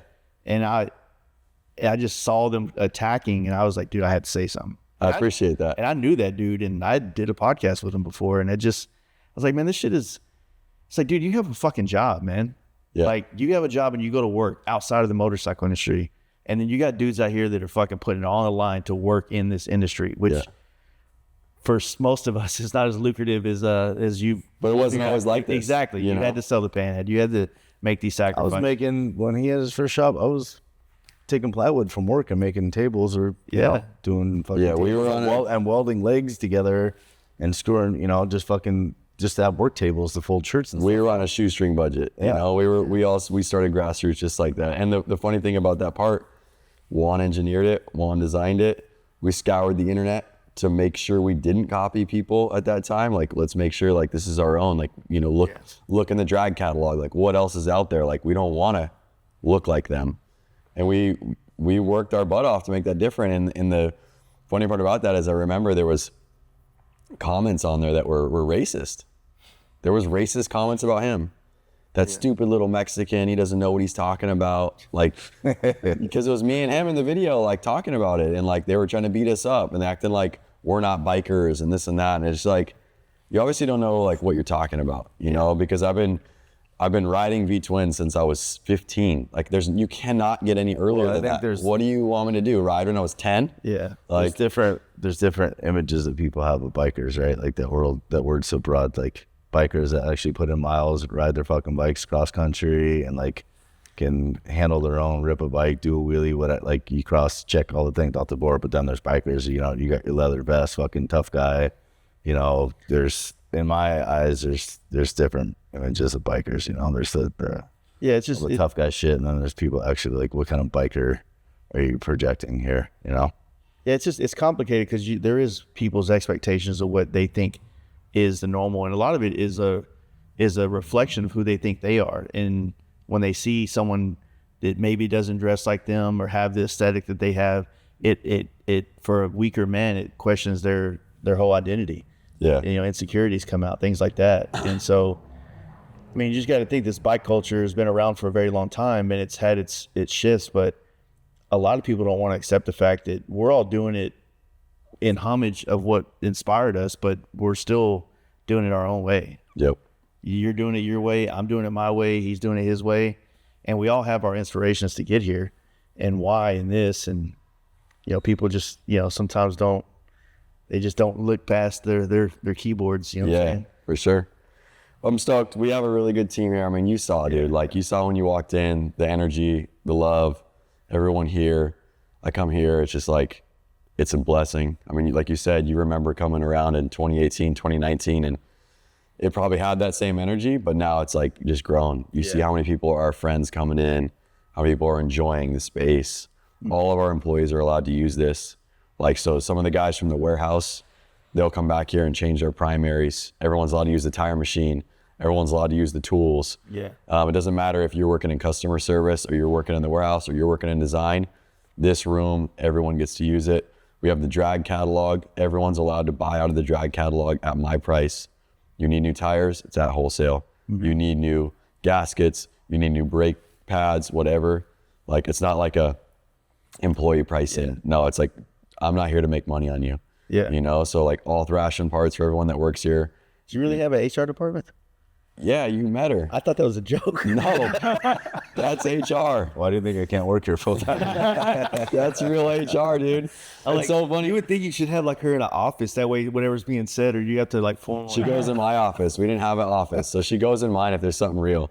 Oh man. Yeah, so we have to. I mean, dude, I didn't take you in the warehouse. There's a lot of people back there. Oh, there is. Okay. Yeah, and so there's HR issues. Yeah. So you think about like as you grow a business, like you have all these things. Like I think most people think of motorcycle business like I need to get a tire machine so I can start doing tires, mill, lathe, something like that, or drag catalog. And then you get to a point where like, yeah, you have a fucking HR department, dude, or at least a person. Dude, it's beyond me.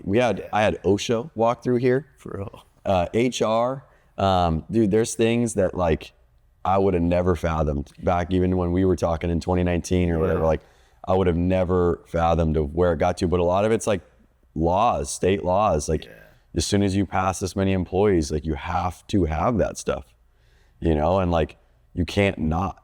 And if you don't have it, like people could take advantage of you and like take you to court for it. So it's like there's some things like if you want to grow to that level, you have to handle it, you know? So last thing before we wrap it up, so what time is it? it's right on the edge, dude. I got a 3 o'clock meeting I got to go to. It's 2:59, bro. All right. Hey, last question. When y'all did the big ass party, Yeah. how crazy was that? I pulled a permit for 500 people. I pulled a permit for the burnout show. I pulled a permit for the band, the beer. Everything was permitted. Like nothing was done illegal other than 4,000 people showed up.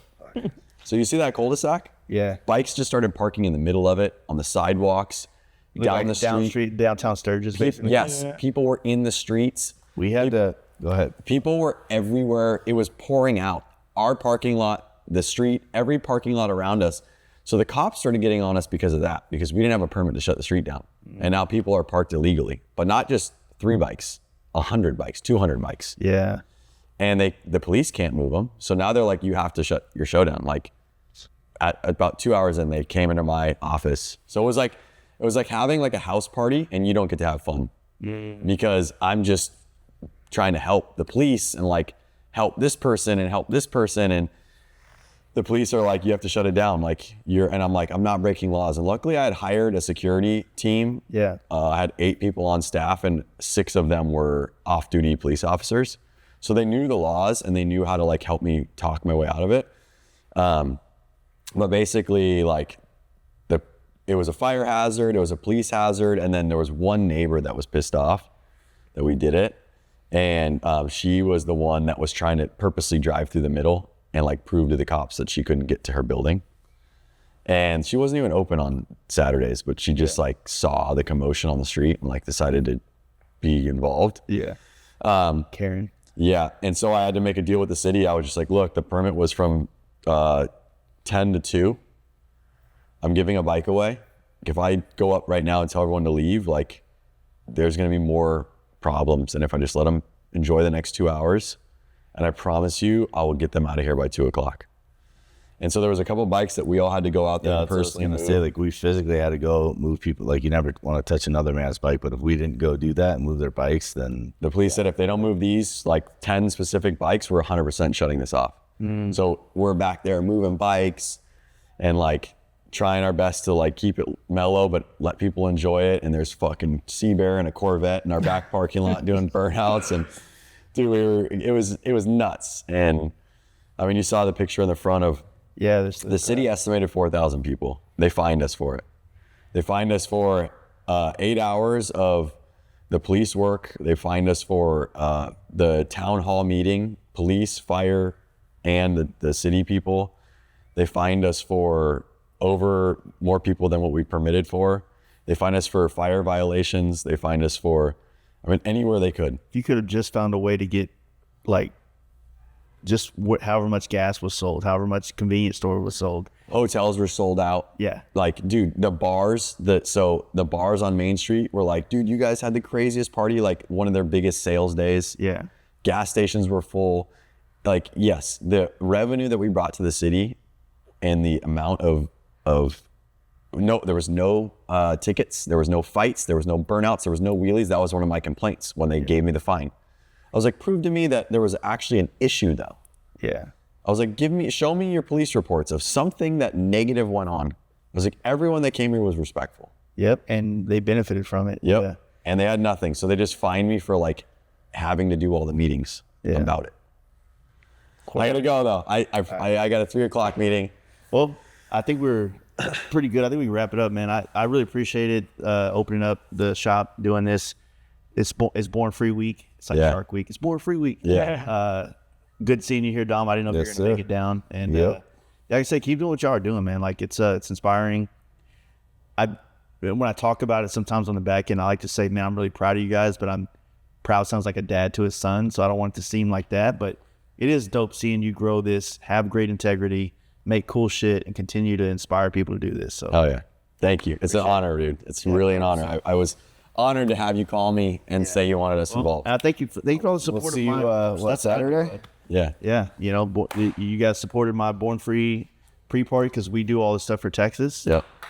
You know, you took care of me on my bikes, and I appreciate all that, man. Yeah. So, Are you going to the power plant party tomorrow? I was just at a shop yesterday, and he was all but begging me to come, and I want to, begging me to come. That's what she said. But our Airbnb is tomorrow in Orange County, so I would have to go there and then ride all the way back to there, and then go. So I don't know what's gonna happen. Well, we're going to be there.